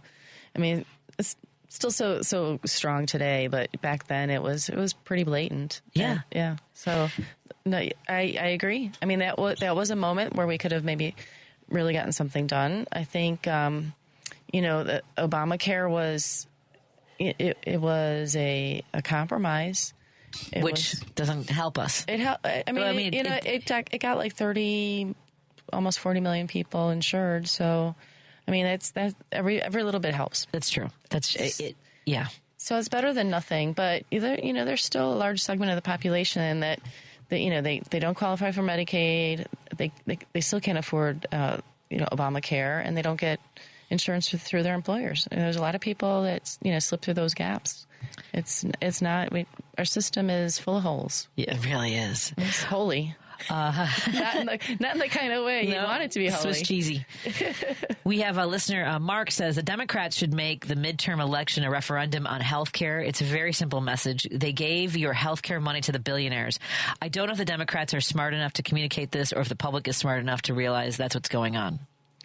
I would hope so. Certainly, the people that's what I do all day. So the people I talk to, they're very aware, and the struggles that we have trying to get people what they need. And I'm online all the time looking up their insurance plan to figure out which hospitals they can go to, because it's so difficult to get through the phone to any of these insurance companies to verify your coverage. I'm helping people find applications for charity care at major hospitals, which, thankfully they do. I don't know if people know this, but hospitals in the state of Illinois, as nonprofits, don't pay any taxes. But what they did work out as a deal years ago with the state was that they would provide the same amount, an equivalent amount of money in charity care, equivalent to what they would have paid in taxes, which nobody monitors. Right. So, if you need care and you're really struggling financially, please go to the websites. All the major hospitals in Chicago, they all have a charity program. Go to their websites, download the applications, and apply. And you know, depending on your income, you can get free care. Anything that you need at that one hospital is completely covered, or at a significant discount. Well, and that's something that I think I told you a while ago, but with the research that I do with my day job, is I was really surprised. There are hospitals, in particular ones that are on extremely expensive property, have a deduction. Some really pricey real estate. Yeah. And so in exchange for not paying the kind of property taxes they would have to, they are supposed to provide a certain number of a percentage of their care to those who can't afford it. And they don't even come close because people don't know. Probably not. So if you're out there, and Northwestern in particular, I know that's the one I was talking about. They do provide coverage for undocumented people. Yeah, and so people need to know that. Not that's all the part. of them. Not all of them do. So. Excellent. It's good to know. Another list. Allison asks, so you can keep the campaign money even if you don't get elected? Yes. If you run for office, you open a political action committee. That's a PAC. And so that it's kind of like starting a small business is kind of the way I try to think of it. And the people who contribute to your campaign are helping you get your business started. And they might get a return on that by you getting elected, or the business might not go anywhere and they don't have that back. So I try to use the money to reflect what I would have run for, what I would have done had I been in office. So you mean you don't use it to go to Hawaii? No, you can pay. Apparently, you can pay yourself. That was something that somebody asked about earlier on, and so I have never done that. Yeah, okay. It's all gone to. It seems unethical somehow. To be able to keep the money, be able to pay yourself again as an employee. I don't really know how that works. 'Cause I never paid myself. I suppose when you're running for office, you need an income because you're not doing your day job. Some people are doing their day job and still drawing a check. Yeah, if you're running hard, you probably can't. Or take time off or whatever. But you also I use some of the money to make sure that people. I use a significant amount to make sure that the people on my campaign were paid because they had worked really hard. And we're committed to the vision. That makes sense. Another listener. Oh, let's get to Dan. Dan in Indiana. Hey, Dan, you're on with me and Dr. Kathy Tynas. How are you doing, my friend? Hello. Good afternoon. Good afternoon. How are you ladies doing? Very well. It's a beautiful sunny afternoon in Chicago. Thank you. Yes, it is. Yes, it is. I have a comment to make about what I just heard about. Well, first of all, I am on Medicare, but about Obamacare. Yes. The thing about Obamacare is people don't understand it has another name in every state, but it's still Obamacare. My ex-wife had 2 hips, 2 knees. My son had stomach surgery, back surgery, you name it, and it was all because of Obamacare that it was covered. And they still, to this day, do not understand that. What is it called there? Well, it's in Nevada. I'm not sure what it's called there, but every state has a different name for it. And you can still find people, it's the same thing with Medicaid. I mean, it's the same thing with Medicaid that it's called. People still tell me to this day, I don't have Medicaid. My own stepson tells me that. Right. I have a different, I can't think of the name, but you try to explain to these people that if it wasn't for Medicaid, and if it wasn't for Obamacare, they would have had nothing. And that's exactly where that's exactly where we're headed back to again. It's just terrible. It's just terrible. It's all about the labeling and, it is. They don't want people to understand where the funding for their health care is coming from. I mean, if you're not getting your health plan from your employer, who do you think you're getting it from, right? Exactly. I mean, come on, but people, they want to willfully believe what they want to believe. In Chicago, it's called county care. County care covers a lot of my patients, and that's a Medicaid plan, and it's a managed care Medicaid. Exactly.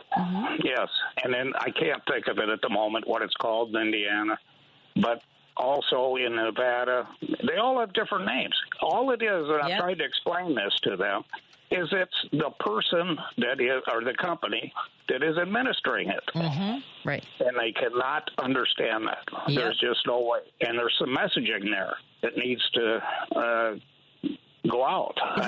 Is it called Healthy Indiana Plan? Does that sound familiar? That sounds familiar. That probably is it. Yes. Yeah. You're right. I mean, a lot of folks. But if I tell my stepson that, he says I don't have Medicaid. Matter of fact, he says he has Humana, as I remember. I think it's Humana that is administering it. Right, and that's the thing too, because you can choose like which when you get the information from your state healthcare provider. I don't even know how the insurance marketplace through ACA, So the Affordable Care Act. Yeah, and I've tried to tell him when this disappears next year, that's it. Don't have that anymore. Yep. But you cannot get this through to people, even in my own family. I mean, the messaging is very lacking here on trying to get this across. And it's the same thing in Nevada with the family that I have out there. It's just ridiculous. But I understand completely that the only way people are going to understand what's going on is when it's gone, and when they're hurt, and when they have no more SNAP. They purposely delayed the cuts in Medicaid until 2026. Exactly. Yeah, just for that reason in particular. Right. Yeah. Oh, man. Anyway, I just wanted to vent a little bit. I appreciate it. Yeah, of course. The last guy, matter of fact, the last guy that was talking about Raja, Krishnamurthy, yes, he is way off. This is a good man. I've met him. Well, I think he's. I mean, I think we can, see legislation that doesn't reflect what we had hoped and expected from people that we do admire, right? And that'll stick in your craw, especially if it's something that affects you and your community personally. I think that has a lot of impact. So yeah, and we have a congressman here, Frank Mervan. Frank Mervan, excellent man. Took over for Pete Vasquez after 20-some years. Worked hard for the steelworkers, everything. Now they're going to get rid of him because Governor Braun is going to redistrict us also. So he's going to be gone. Oh, boy. Yikes. This is Indiana's in on this, too. It's not just Texas. They're doing it as we speak. No doubt. I have a quick question for you, my friend Dan. How are you? How do you tune into our show? Online, or can you hear us through your regular radio? No, WCPT. 8:20 a.m. Listen to it every day. Excellent. Yes. Wow. I'm glad to know that we got folks in Indiana listening on the radio. Awesome. I'm so glad. I would love to hear from you, during the week, too. I'm on 5 to 7, so it'd be great to hear from you again. I'm on it every day, one time or another. Thank you. Same way. I'm the same way. Take care, Dan. Take care. Yeah. Oh, man, it's so frustrating. Because in Illinois, we have trigger language in legislation that if the federal funding drops below a certain level, I think it's about 330,000 people who receive subsidies for the Affordable Care Act will be automatically dropped. Right. Well, January 1st, some of the tax credits, some of the enhanced tax credits that were put in place during the pandemic are going away. So the cost of the plans is going to go up significantly come January 1st. And that's if you still can afford it and still qualify for it. So oh, man. Either way, it's going to be bad. That's why we need Medicare for all. And I think that's what the Democrats should run for. Yeah. So I'm a member of a group called Physicians for a National Health Program, and they've been around for decades. Founded by, or at least one of their early members was Dr. Quentin Young. He's pretty famous in local Chicago. Dr. Folklore, and he was at County Hospital, and he led the charge to say, we should have universal health care. We should have a single payer system. And that translates into everyone should have Medicare. Mm-hmm. And when Medicare was first proposed, it was meant to be a comprehensive program. But, as the sausage making goes, in order to get it passed, they only are covering retirees. Right. But it should have been comprehensive for all of us. So there's no reason why we can't have it. There's no, people talk about the cost of health care. Medicare, traditional Medicare, has the lowest overhead costs, 2% administrative costs. Any other health insurance program, 20% administrative costs. So if you really want to save money in healthcare, you stop paying all those middlemen and administrators that are busy denying your care. Right. Yeah. Right. But nobody wants to get rid of. They have so much money with their lobbying and they arms. Advertise. I mean, yes. they're spending all this money to advertise how great they are. Blue Cross Blue Shield, Humana. They got posters everywhere, and they're on buses and on divvy bikes and all that. I mean, where do you think that money comes from? Exactly. It's not going to. It's not going to the hospital. Nope. The desire to keep making more money. Yeah. One of the let's talk for a moment about crime in Chicago, because I know you've also done work on gun violence and how that is a healthcare crisis, and there hasn't been anything done because they wouldn't even do research on this, especially under Trump's administration the first time, and now he wants to send in military presence for issues that have gone underserved and underfunded for decades. The crime rate in Chicago is going down, just like in D.C. I think it's down, 20-something% this year. I mean, the pretext is ridiculous. He wants to create a police state. He wants to bring in thugs to intimidate us, to make us fearful. And that's what they're trying to do in D.C. And I don't know how that's going to work in Chicago. I don't know. I don't know, man. I think they're going to get a rude awakening. At least I hope so. At least I hope my Chicago peeps are going to be out there on the streets and give them an earful. Exactly. And a listener asks, because you mentioned earlier you're with a group of doctors that are fighting for health care for all. They were asking about that rally where Trump was shot at. And I know I'm going to get people mad by saying that. I mean, I don't know if you have any thoughts on whether or not he was hit, but that's neither here nor there. But at any rate, I mean, and then treated it with a Kotex pad afterwards. It was pretty good theater, I have to say. I'm saying. Well, sadly, and we, whatever way it unfolded, there was an ex-fire chief who was shot and killed. Oh, yeah. And a listener says there was a doctor who jumped in who was at the rally. It was an ER doctor who was at a Trump rally. Okay. And apparently the victim's two adult daughters at the rally are nurses. Do you have a feel, like, I know that I followed a nurse for a while on Twitter who was a January 6th rioter, right? Oh. And she got pulled into all the masking thing was bad, which defied logic to me about vaccinations and masks and things like that. Do you have a feel, and this is hard because I don't want you to talk, like, it's your colleagues. So, but what you see online that's kind of shocking, that there are people who were trained in this field, in the medical field, and are buying the lies. It amazes me sometimes. Doctors are people too. So just as you have, a broad range of opinion within, the society at large, you're going to see the same thing with physicians. And, there's a big divide. When I was president of the Illinois State Medical Society, there's the upstate doctors and the downstate doctors, and there was always clashes going on, and there still are on policy. So everyone's entitled to their own opinion. And, exactly. Yeah. What can you do about it? And then another listener says that I was the president of the largest medical coding software company. Your guest is absolutely right. The only hope for the country from a financial and coverage perspective is Medicare for all, 2% admin costs. Mm-hmm. Yeah. Absolutely. Thank you. Thank you. I'm telling the truth, and I'm talking about the facts of the matter. The Physicians for National Health program has a great website. They have much more detail about the financing of healthcare. PNHP.org, I believe. I should double check.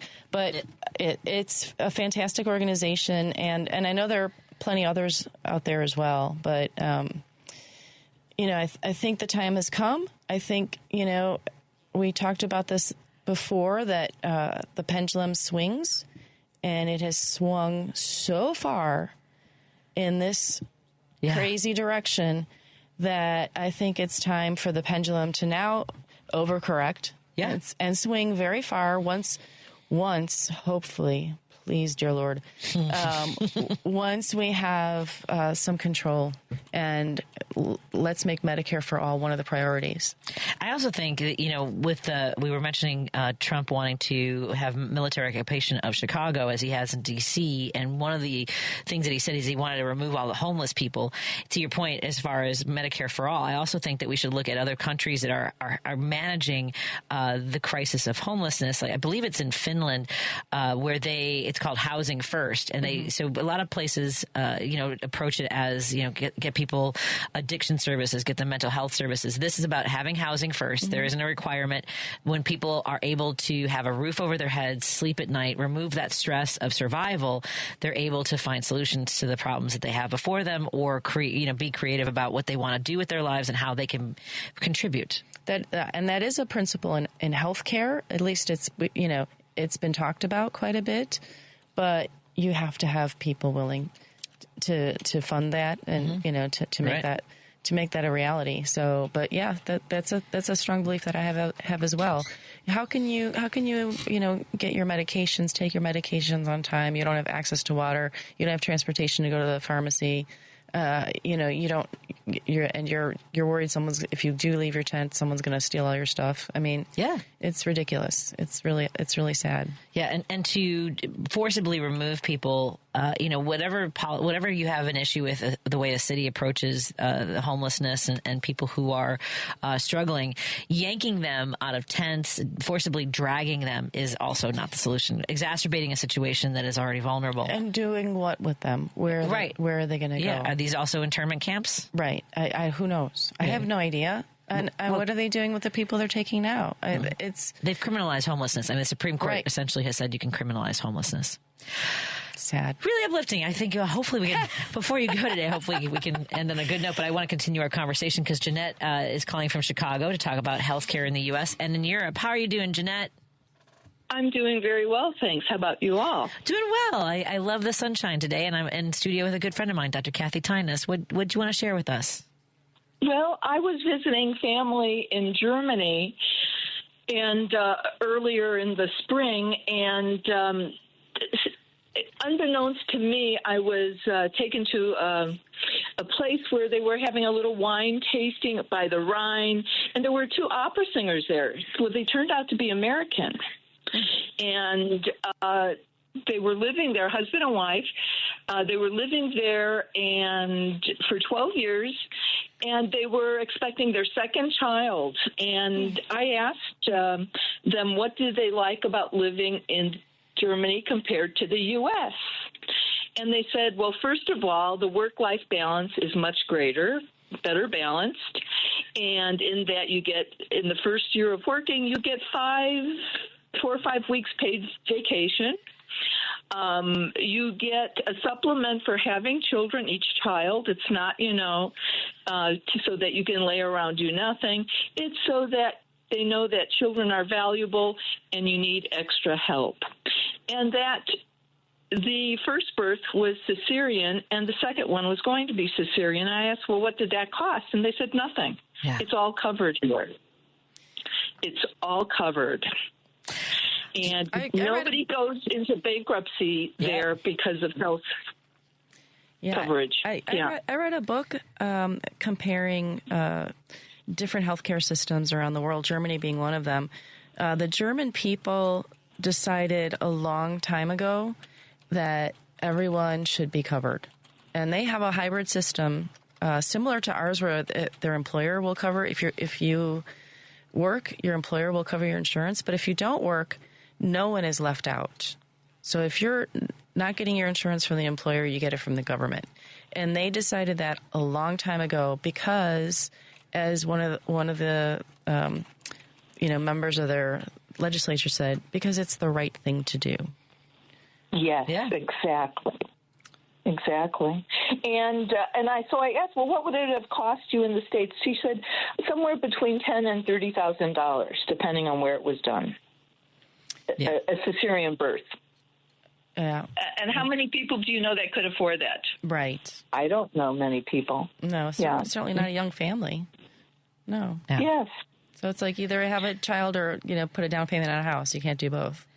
I'm getting a lot of. I have friends who bought a condo in Portugal. I have a friend who is moving her parents to Mexico, to Merida, Mexico, and I know a lot of people have thought about it. It's one of those things where you go, if you can. It looks like some people are taking the opportunity. Mexico, in particular, their new president, Claudia Sheinbaum. Mm-hmm. She's fantastic. She's tough. She's progressive.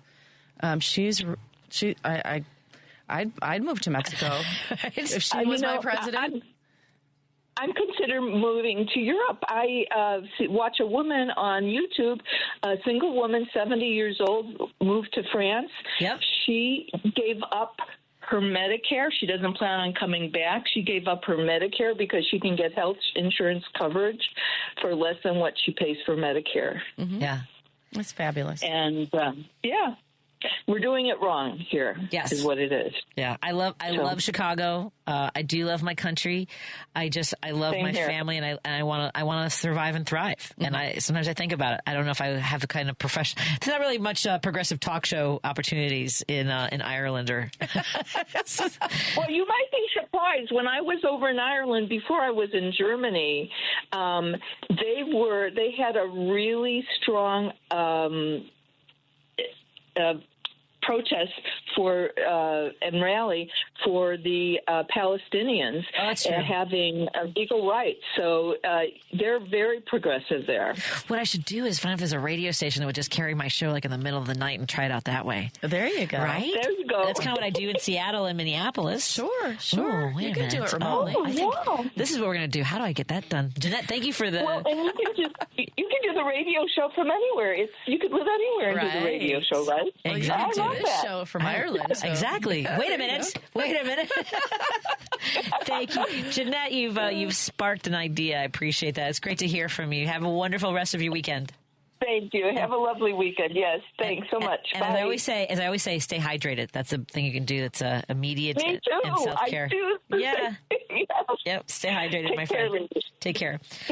Well, Doc, it has been a pleasure having you in studio. My pleasure. I believe we're going to welcome in, we're going to have Warren Price. You don't remember if you ever met him at the other station? I don't my late night guests. We used to come in so late. You're very generous always with your time. And I want to thank you for the way in which you treat everybody with respect, with dignity, whether they're a patient or somebody who has a question.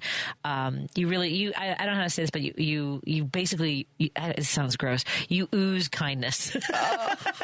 I mean, it's just like... Is that what that is? It's oozing. Ew, you emanate? Yeah, you not emanate. What do I want to say? I don't know. You glow with kindness. You're That's so better. sweet. Glow. I want to say you glow with kindness. That's probably better. Thank you I just so remember much. when we were reconnected years ago, I was like, I need this person in my life more often. Amen, sister. So thank you so much. And maybe we go to New Orleans for Halloween. Sounds good to me. I'm just saying. Okay. We're going to take a break here and continue our conversation. We come back in just a little bit. We're going to have with us Warren Price from Source Solar, sponsor of the Driving It Home with Patti Vasquez show. This is Patti filling in for Edwin Eisendrath. We're so thrilled that you're here. Hope that you are happy, healthy, and safe. And again, go to Alivio.org. It's Alivio.org. ALIVIO.org to learn more about the great work that they do there, including Dr. Tynes. Thank you, everybody. More in a moment. Facts matter now more than ever. This is WCPT 820, Chicago's Progressive Talk. We're your source for truth.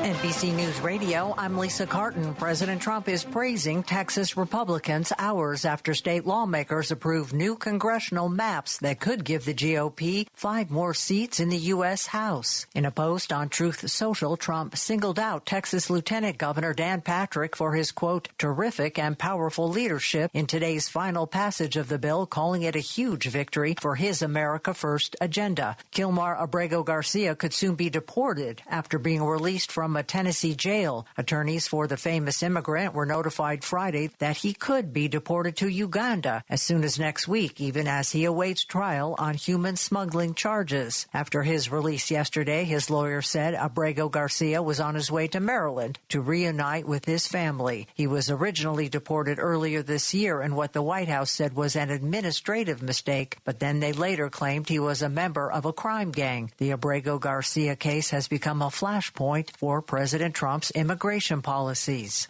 Louisiana officials say a fire at a manufacturing plant continues to burn today, and a mandatory evacuation order within a 1-mile radius of the facility remains in place following a powerful explosion on Friday. Officials said as of today, 42 people are in shelter. No injuries were reported, but Louisiana State Police urged people nearby to remain inside and avoid contact with soot from the fire, which may contain harmful chemicals. A suspect is being held after an early morning burglary attempt at the Beverly Hills home of singer-songwriter Lionel Richie. Police were called to the home just after midnight Friday to check on a report of a stranger on the property. The 76-year-old music legend was at home at the time, but no one was hurt and nothing was taken. You're listening to the latest on NBC News Radio. This is Chicago's Progressive Talk, 820 AM, WCPT Willow Springs, and online at WCPT820.com, where facts matter. Hey, Google, play WCPT. Streaming Chicago's Progressive Talk from TuneIn. You're listening to The Big Picture with Edwin Eisendrath on WCPT 820.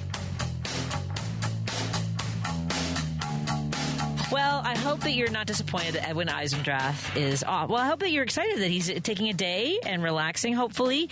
This is Patti Vasquez filling in for Edwin Eisendrath and The Big Picture. I am the host of Driving It Home. With me, Patti Vasquez, Monday through Friday, 5 to 7 p.m. And one of my regular guests and sponsor of that show from Source Solar is Warren Price. Hey, Warren. What's up, Patti? How are you? I'm good. Warren is also my car guy and helps me out whenever. Ex-car guy. He's my ex-car guy. And I always have questions for him. We were just talking to Dr. Kathy about her talking to folks about she said solar she had panels. a 4-story property on 15th Street, and she said she explored it, and I said, try again. The height isn't the issue. Shouldn't be an issue. And Yeah, that, 4 stories 5 is about tops, but 4 might be able to work. Yeah, it might be that the company just didn't have We're going to explore it. We're going to find out. I'm going to plug her into, Google Maps and zoom in on a roof and take a peek. There you go. Well, there you go. That's perfect. That's what we try and do before we, start, throwing the curves and the pitches and the sliders and stuff. Yeah, you gotta be ready. I'll be ready to catch. And I always wanted to be a catcher in baseball. Well, you were a baseball player, weren't you? I was a baseball player and softball player. Right? Yeah, played softball at Lane. I played baseball at Norwood. Yeah, I played for 4 years. River Park. Okay, when I was a kid. What position? At third base. Oh, all right. Yeah. A little hot corner over there. Yeah, I lived across the street. All right. The River Park is now my campground. I lived there for years and years. That was I stayed there more than I did at home. I was at Norwood all the time. Between the pool and playing baseball, day camp, I love Norwood Every Park. sport. And then we had the guy in the woodshop, Mr. Katie. Woodshop. I forgot about Woodshop. It's funny that we're talking about parks because I know you have a friend who's going to call in a little bit, run for the parks. But Richard. Hi, Richard. You listening? Yeah, the parks were such a big part of my life. I mean, I still drive. I live within blocks. Do you live very close to the park you grew up by? Not anymore. No. Where's River Park? I don't know where that is. River Park is on the corner of Francisco and Foster. Okay. Okay, and I live 2912 West Foster. Yeah, so There's four buildings from the corner, right across the street. I could look right at the swimming pool, tennis courts, baseball fields, football fields. That was my front room. Yeah, that's great. We live across from a park now, which was great for the boys. It's a smaller park. Norwood Park is huge. It's not Horner Park huge. Horner Park is the monster. Huge. Yeah, it's a beautiful park. And they've done so much with it, too, with a lot of the different sort of the agriculture there, They have and the California horticulture Park, or what's the park just north of that? California, Horner. They've got the dog walking thing on Irving Park. Okay. Yeah, it's awesome. They've got this huge area just for dogs.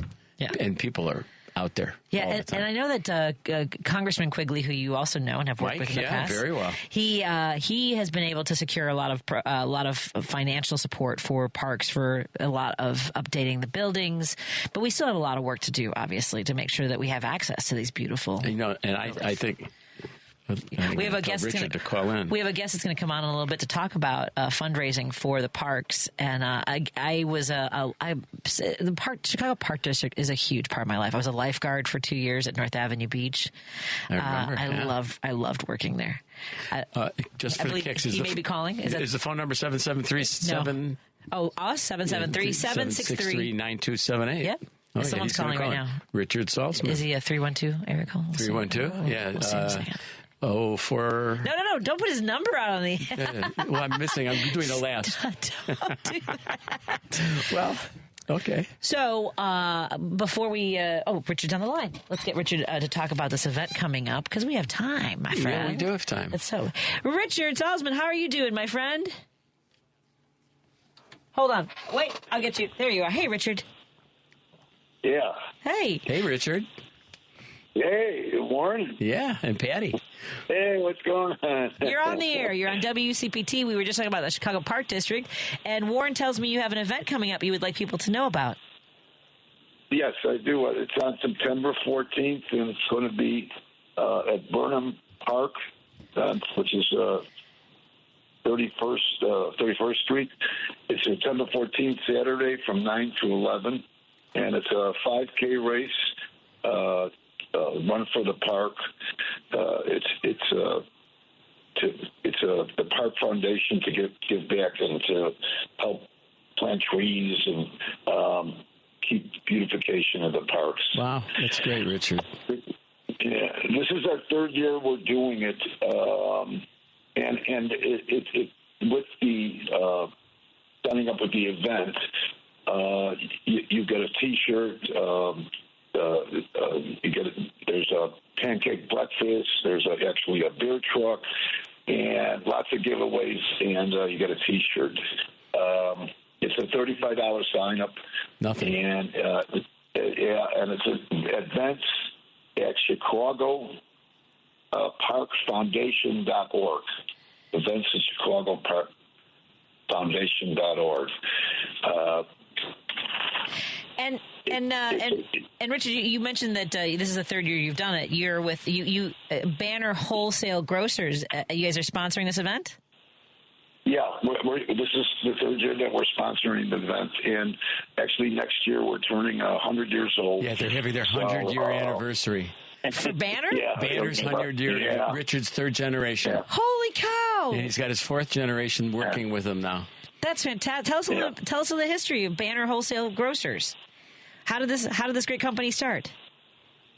It was back in 1926. My grandfather had a small grocery store and decided to buy in heavier amounts and start wholesaling for other retail grocery stores. And it's evolved over the years.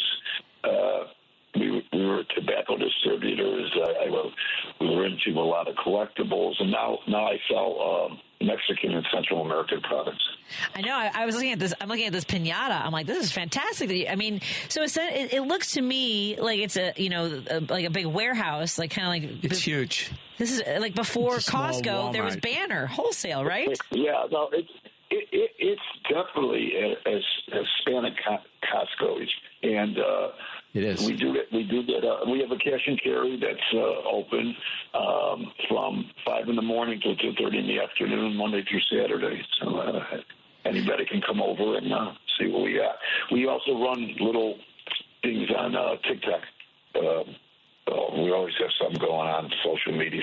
I love that. For folks who are curious, it's Banner Wholesale Grocers at 2639 South Damon Avenue here in Chicago, and I love that. I as a Northwest Sider, I'm terrible about going, but I will drive to Banner Wholesale. All the foods come into Chicago around 26th and Damon. Yeah. He's got a building right outside of theirs that's similar in size. It's like you're environmentally friendly. You get all the food. All the food comes in. You go over, pick it up. You're right there. Yeah, I love that. Yeah.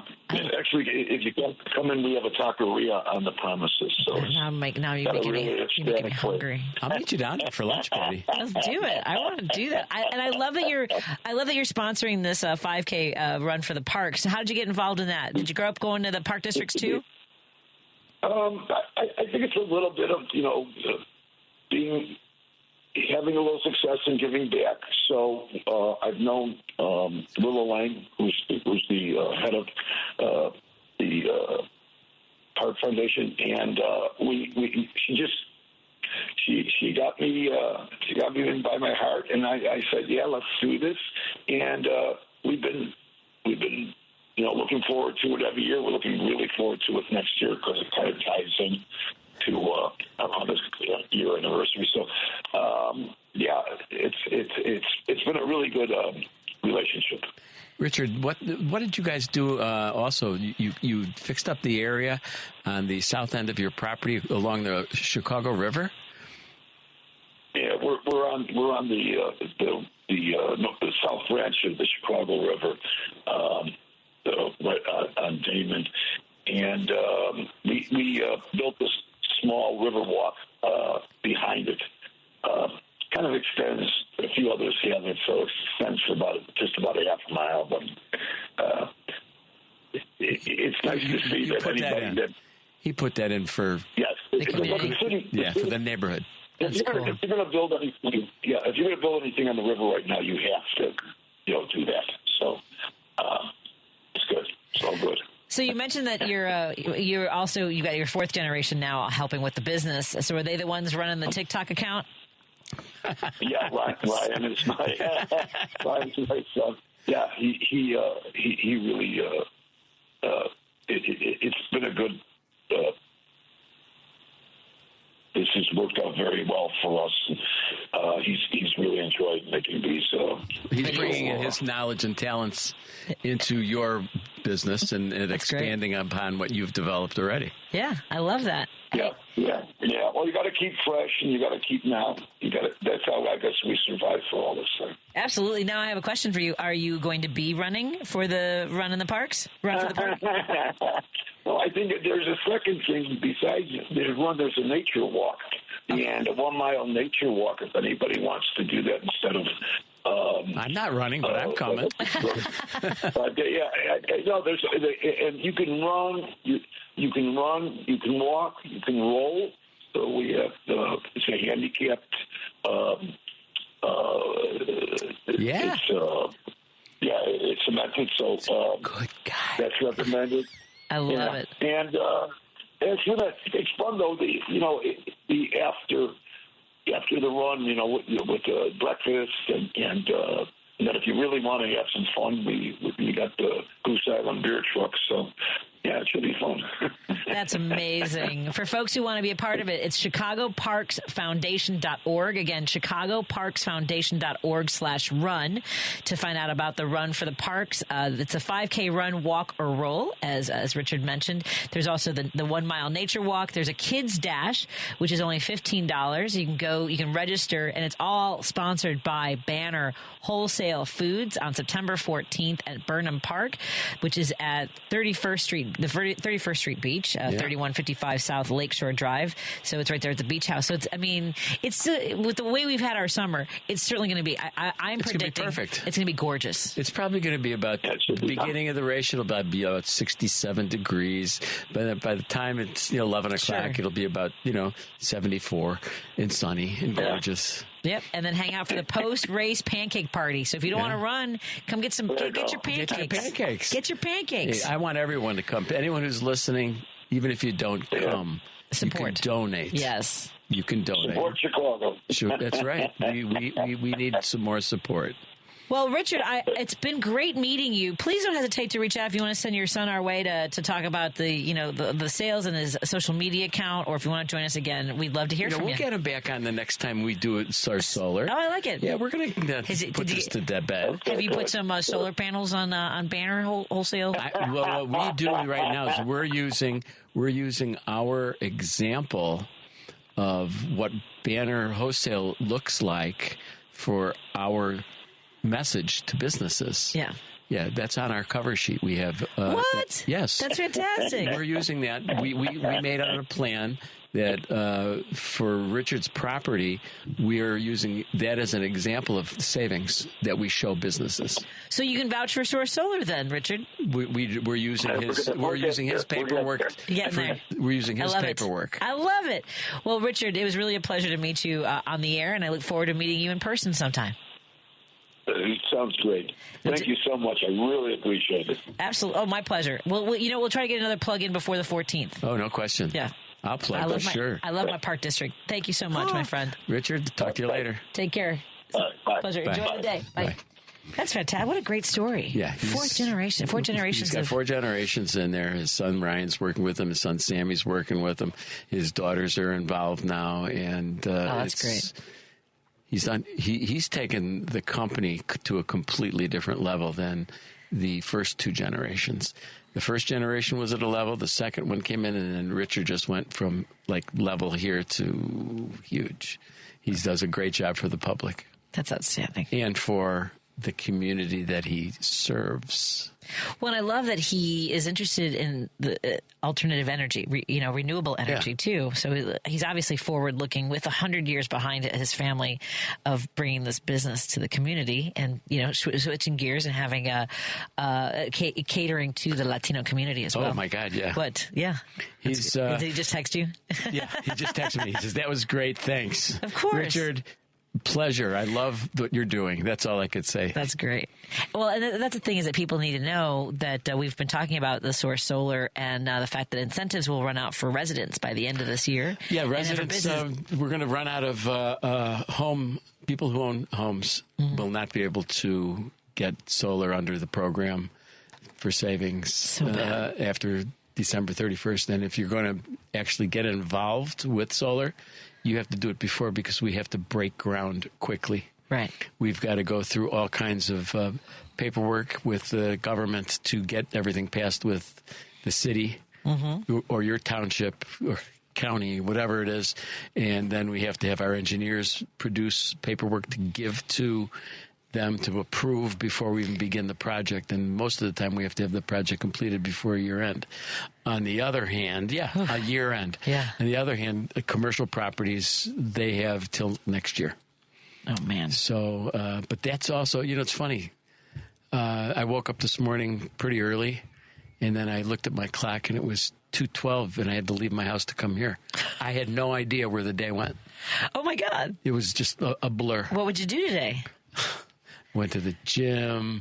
Well, you get up at like 4:30 in the morning, even on Saturdays? Yeah. Okay. Yeah. I went to the gym. I worked out. I met Arturo to do some work at the house. I had another guy named Matt working at the house. And actually, today is we're having dinner at Kim's house tonight with Lily and Claire. Claire just came back from a year of a contract she had away in The Hague in the Netherlands. And she came back on last Friday. She started her job on Monday immediately at Rogers Park Montessori, where she went to grade school. How wild is that? That's crazy. She went to school there, and now she's teaching there.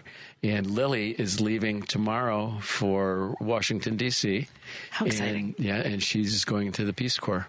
Yeah. So she's going to get a little training in Washington, then she's going to go to Mexico for 3 months and get more training before she's put out into the universe to help the environment. And she does that for 2 years? She'll be gone for anywhere from 2.3 to 2.6 years. Wow. Yeah, 2 years and a quarter to 2.5 years. She'll be gone. Man. It's interesting because I remember thinking about doing the Peace Corps, and I don't think that we hear enough about it anymore. Do you know you don't hear? You know what you do hear about? What? The shrinkage of employees and management. Yeah. Because of certain things. Yeah.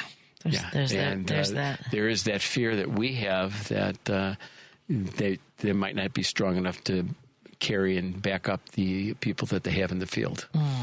But I think right now they're still strong, and she's got guts to go do her thing. And, we're going to let the girl fly and that's great. Help the planet. Exactly, yeah. She wants to definitely help the planet. It was funny, after she graduated from Pitzer, she went to a place in just about 10 miles south of the Arctic Circle with one of her biology teachers from Beacon Academy, where she went to high school, is Dr. Irene Moore, who brought her there, and they spent 17 days there digging holes to do some core work to find out what's going on with the Earth. Sure. That's what she was, after she left college. Wild. She was there for about 3 weeks. It's crazy stuff that girls are doing. Yeah, I know. Griffin's in Italy. He's doing a program, Living History, because we're the history dorks in my house. It's okay. And so he's... every day we're creating history. Apparently, we have to keep making sure that people remember what history is instead of what somebody wants it to be. Just saying. Yeah. I mean, at any rate, he's so we're gonna. The reason I can't do the run for the parks is we're meeting him in Paris. Oh. I know. Oh, that's right. You told me about that trip. Yeah, I saved up $500,000. I didn't even realize it until I started making miles. 500,000 miles. They're gone. Paid for the flights for me, Steve, and Declan, and then for the hotel room in Paris. It's crazy. It's actually I hadn't even thought of it. You're lucky. That's all it's costing is 500,000 miles. Well, I still have to pay for hotel in Scotland. You'll have expenses. Expensive. Yeah. Yeah, you're going to still drop a few G's. Exactly. Stop. I hate thinking of it that way. G's. Yeah. G's whiz. We did it when we went to London. I survived. It took me a while to pay off, but it was worth it. It's an experience. Your kids are only going to be kids for, If you don't do it now, you'll never do it. Yeah, it's his last summer before college. This is it. Just saying. Just saying. This is it. Blink your eyes. His last year of college. Yeah. Last year of college. Yeah, he's graduating. He'll be graduating next year. Yeah. Is that crazy? I know. That's wild. Oh my God. Yeah, I know. It was so cool. I mean, it was wild sending him. Yeah, he's never traveled internationally by himself. So, yeah. How long has he been there now? 24. Not even. He got there at midnight their time in Florence. Recently? Yeah. Just yesterday? Midnight, yeah. Okay, so you'll hear I dropped him off, yeah. You'll hear from him for the next few days, then you won't hear from him at all. Because he's going to be living. I know. What's he supposed to be? He should be living. I know. Yeah. We're trying to figure out how often to expect responses to our Claire text. left. She was gone. We didn't hear from her for... we had to call her. Well, and that's the thing is that when Griffin's at school, we go for weeks without necessarily connecting. And he's only at 55th Street. Exactly. Yeah. So it'll be fine. I'm fine. I'm totally fine. Sure, you'll break. I can't wait to see how Kim is today and tomorrow. Oh. Yeah. Will you be able to visit? Are you going to go down to Mexico at all? Yeah. No.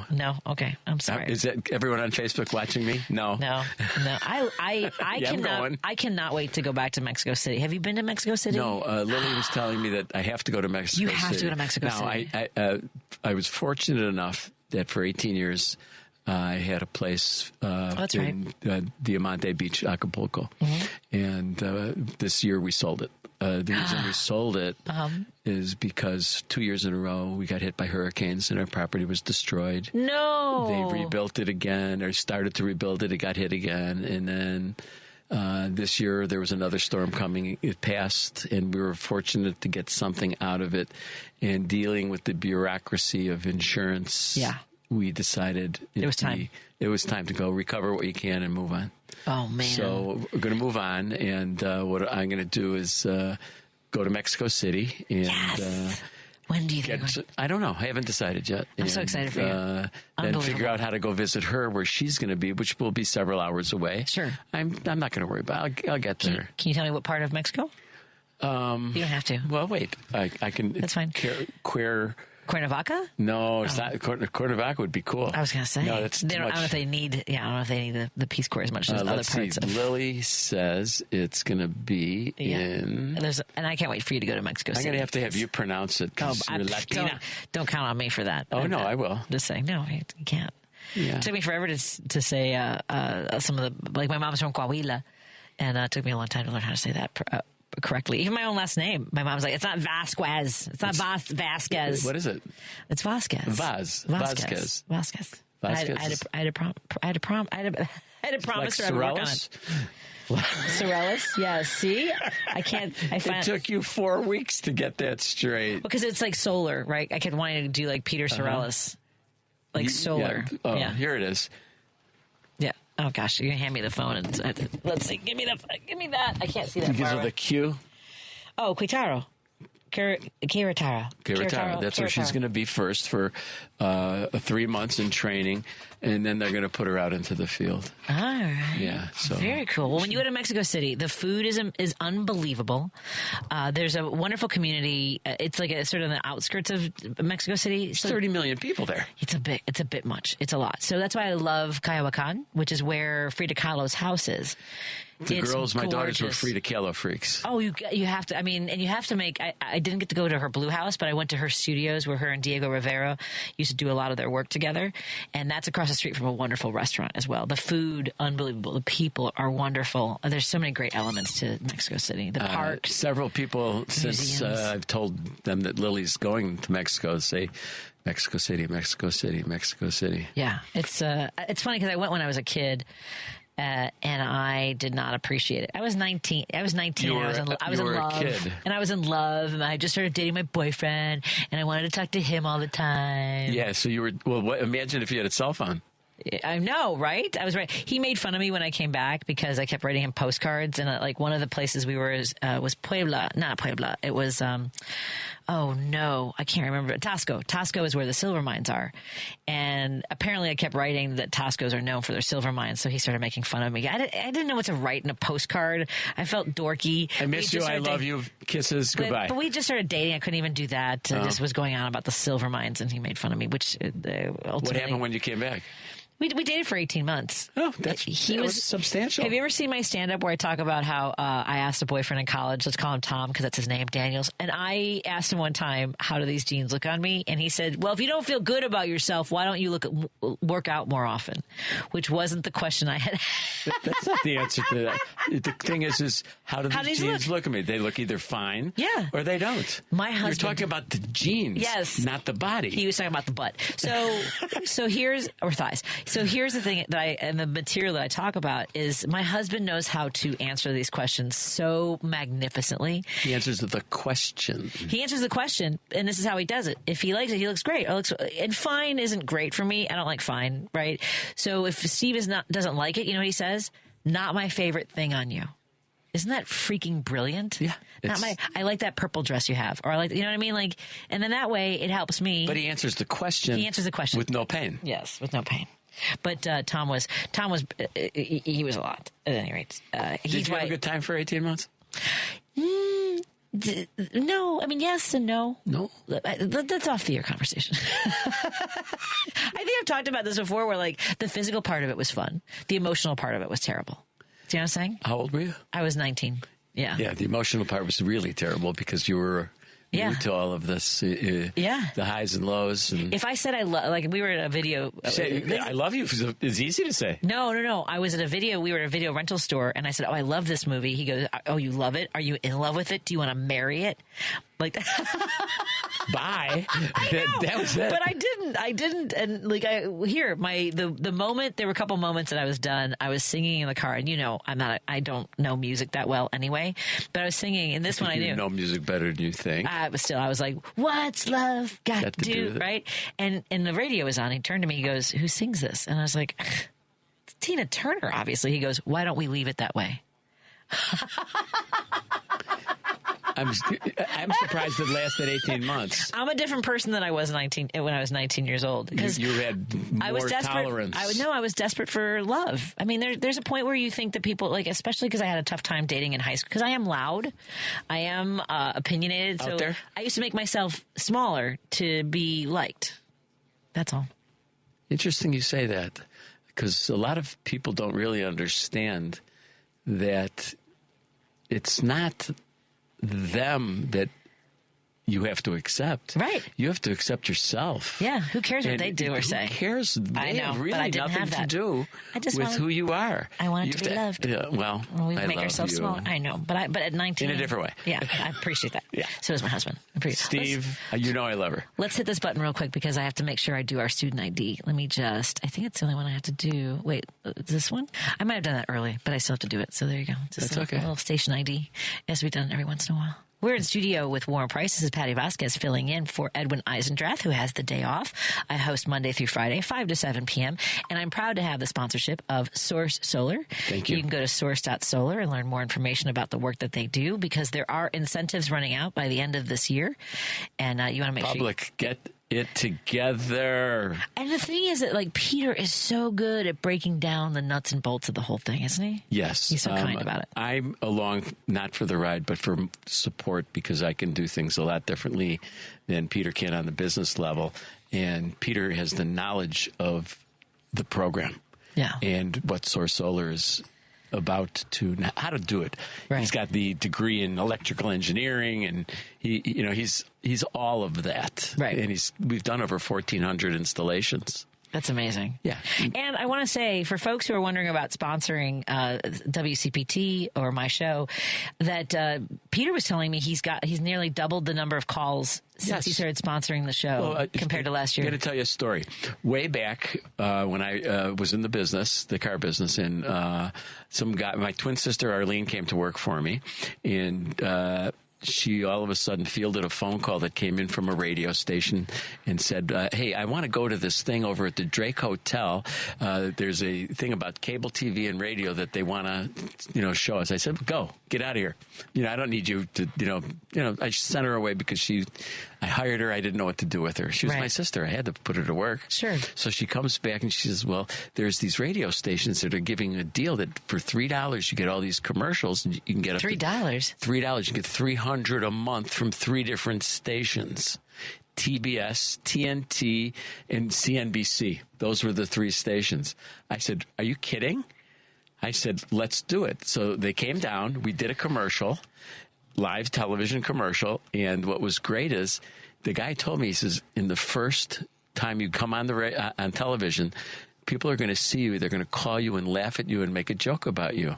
Then you're going to get a next group of people that are going to call with questions. And then the third group are the buyers. Yeah. And it takes 3 months before there's any penetration. That's great, though. And it worked exactly the same way. Now, here's what's happening with us. How long have we been a sponsor? Since the beginning of the year, right? About a little less. Yeah. A little less, but it's taking place now. That's amazing. And the public, you hear us? Let's go. Get solar. Let's sky. Save some money. It is amazing when I drive by somebody's house that has solar panels now. I'm like, I wonder if that's Source Solar. Remember, he told you there were 300 companies, and now there are only somewhere around 50? Yeah. Because they didn't do it right. Exactly. That's what I love about working with you guys, is that you guys do it right. And like I said, Peter is a patient, and he's so detailed about what you need to understand. Yeah, I can't keep up with him. I know. And he's apparently enjoying his Saturday. He's out on a boat today. He didn't want to give that jealous. up. That's fantastic. What did he say? Well, this is a last-minute request for you guys to come in. Well, So what did you call me, Thursday? Yeah. Yeah, that's when I found out that they needed me. So I'm happy to be here. I have to be careful. I might end up in filling in for folks. But as long as my friends will come. I filled in for you on this show. Isn't that great? Yeah, I was with Jerry. That's right. Yeah, how is Jerry? Jerry's good. Jerry's been running around because he's our beer Sherpa. He has another job. He's a co-producer of the Driving It Home show. So he takes care of all of our social media and such. Oh, so. Did you get that thing about Richard's charity? We're gonna we'll put it up. Yeah. Oh, good. Yeah, we'll Perfect. put it up and tag him. He would love that. Yeah. What did Peter say when I said to him, I'm going out on a boat. Yeah, I can't go. Have you guys talked about the impact? I know we mentioned it with Peter about the impact of tariffs on equipment and things like that. And not just in Source Solar, but I know that you still have friends in the auto industry. Are you hearing anything about what the impact has had on the cost of parts and equipment? A lot of people are stocking up in fear of. Yeah, I imagine. And what actually that's going to do is put off inventories that could be, what's happening, instead of there a flow of inventories, sure, that second level next shipment is gone already. So the third load, which is supposed to be the second load, is going to take more time. So there's going to be a gap when there's probably not going to be parts around for certain vehicles. Folks are going to be in trouble. Well, yeah, the tariffs are not going to be a sound move down the road. No. A listener from the 847 says, from Hampshire, my husband says, who sings this song? Why don't you let them sing it? Yeah. Same song? Thing. Anything. When she sings, that's what he says. Same thing like my ex-boyfriend. Oh. So, but I sometimes wonder if do you ever think about choices that you've made and the different, like I do this as a writer. Like I actually wrote a whole screenplay about my life about a character if I had made other choices and if I had stayed with Tom. I wrote a whole thing. It's called Mulligan, and basically you get another shot. Exactly. You golf. Yes. I'm golfing tomorrow. Her name is Katie Mulligan because everyone deserves a do-over. Okay. Yeah. So it was basically imagining if I had married this guy who talked to me that way. Like the opening scene is them in a car and she's singing, and he says that to her, and they're already in the middle of a fight. How many mulligans have you taken? And me? I haven't taken. I don't. Think about it. But the concept of the screenplay is that she throws the car. Before we have whatever, but she throws the keys into a moving pickup truck going the other way. They're in traffic on Sheridan. She gets on the bus in front of them, so he's trapped in traffic. She's on Lakeshore Drive on the bus. You know, they have a couple of those. She gets off at Lincoln Park, and she can hear the lifeguard rookies being trained at the Lincoln Park boathouse, and that's the last time she was happy in her life. And she ends up going back and being a lifeguard in her 40s. Nice. And that's it was so much fun to write. And I'm probably going to make that one a book because it's just a fun... Sounds like a good movie. Right? Yeah. It just was really fun because there are... Barbara Hershey should star in it. Well, she might be a little bit long in the tooth. I love Barbara Hershey, but that's the 40s. Well, Barbara's in her 70s. Who was Barbara in the movie Hershey with Bette Midler when they were on the beach? It wasn't Barbara Hershey? Beaches? Yeah, Beaches, no, right. I'm thinking more like, it's somebody in their 30s or 40s. We're not talking in their 70s. We're talking if they... It's very funny. I saw Barbara Hershey in, what was it? The Lonesome Dove 2 just the other day. Yeah, I don't see Barbara Hershey climbing into a lifeguard tower at this point. She'll be hoisted. No, I want somebody who can still do. So, and the reason why, when I was a lifeguard at North Avenue, my beach captain, Janet McDonough, was 42 years old as my captain, right? So, and we were out running one day, and I think I've told you I hate running. I just want every time I go running, I want to go stopping. You're stopping and running. Just stop. I'm done. Okay. Can I stop now? Am I done? So we were running through Lincoln Park Zoo. She's like, she saw me getting ready for a run. She goes, "Oh, I'll come with you." And I was like, "Oh, crap." So we're running. I'm 18. And she's you have to 40. keep up with her. Yes. You can't. No. So I'm running with. I'm keeping up, right? And we come back over the bridge back towards North Avenue from Lincoln Park Zoo. And at the bottom of the stairs, whenever I would do this run, that was where I cool down between there and the boathouse. Wait. Right. And she goes, "What are you doing?" And I go, I'm cooling down. She goes, "This is when you give it everything you have left." Okay. Like, no. So and that's what I wrote into the script. But it's actually kind of, if you think about it, artistically writing about that is that just because you've gotten past the hard part doesn't mean you give up now. You give everything That's you got when left. You're supposed to push. That is when you're supposed to push. And so, as a former runner, runner, I was not a runner. I was a sprinter. You have to, in training, the only way you're going to get better is you have to push yourself to the limit and then go beyond. Someone just said, "Yeah, you do," and that shows what you have in the tank. Yeah. Give it all you got left. Yeah, I agree. Listener says, "I want to see Margot Robbie play that role in the movie as a lifeguard." Okay. Yeah, there you go. Let's get to Steve in Des Plaines. This is our Steve at Northeastern Illinois University. Steve. Hey there, darling. How are you doing today? It's been a while. It's good to hear you. Wait, Eastern over on Bryn Mawr? Yeah, he's a veteran who's gone back to school to study political science in your 70s. Yes. I just turned 72 on August 4th, I'll be going a youngster. Yep. I'm a young 72. I claim that, and I'm older. Yeah, school starts on Tuesday. Hey, and Patty, I'm going to be taking a real advanced course on FDR. FDR era. It's going to be incredible. I'm really excited looking forward for you. to it. Yeah, check out the book. Yeah. There's a book by one of my favorite professors, Professor Mark Leff, who wrote a book about the New Deal. So if it's not a sign, that sounds great. Yeah, he was such a great professor. He wrote the best letter recommendation. It was very short. He said Patty doesn't speak much in class, but our after class conversations are. I love that he gave me the ding because what he did is I was smaller in class, but I was bigger in person. One-on-one. Really? Yeah. Excellent. Yeah. It's very cool. It's called. Go ahead. I'm sorry, go ahead. It's called The Limits of Symbolic Reform, The New Deal and Taxation, 1933 to 1939 is one of his books. There's several others, but it's a really good good book. Very cool. Yeah. Very cool. I wanted to ask the gentleman there, are you the gentleman from Source Solar? Yes. Okay. I dabbled in solar sales last year, and I was with Blue Raven. I don't know if you're familiar with them. No, I'm not personally. Peter might be, but go ahead. They had a good product, and of course they were talking about at the time they were thinking about saying that the tax incentives are probably going to go away, and they're going to go away on the 1st of January.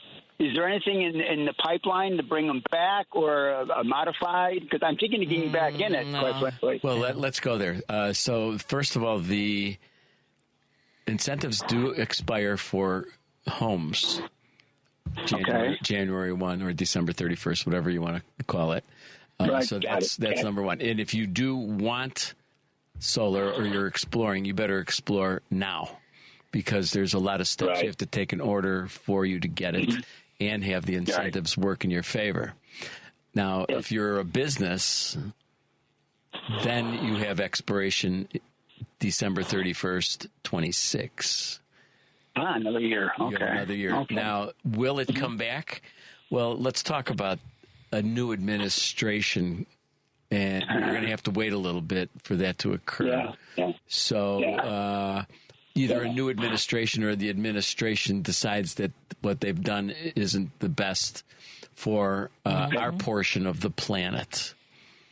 When you hear about, I forgot what country it was that just put 1,400 acres into solar.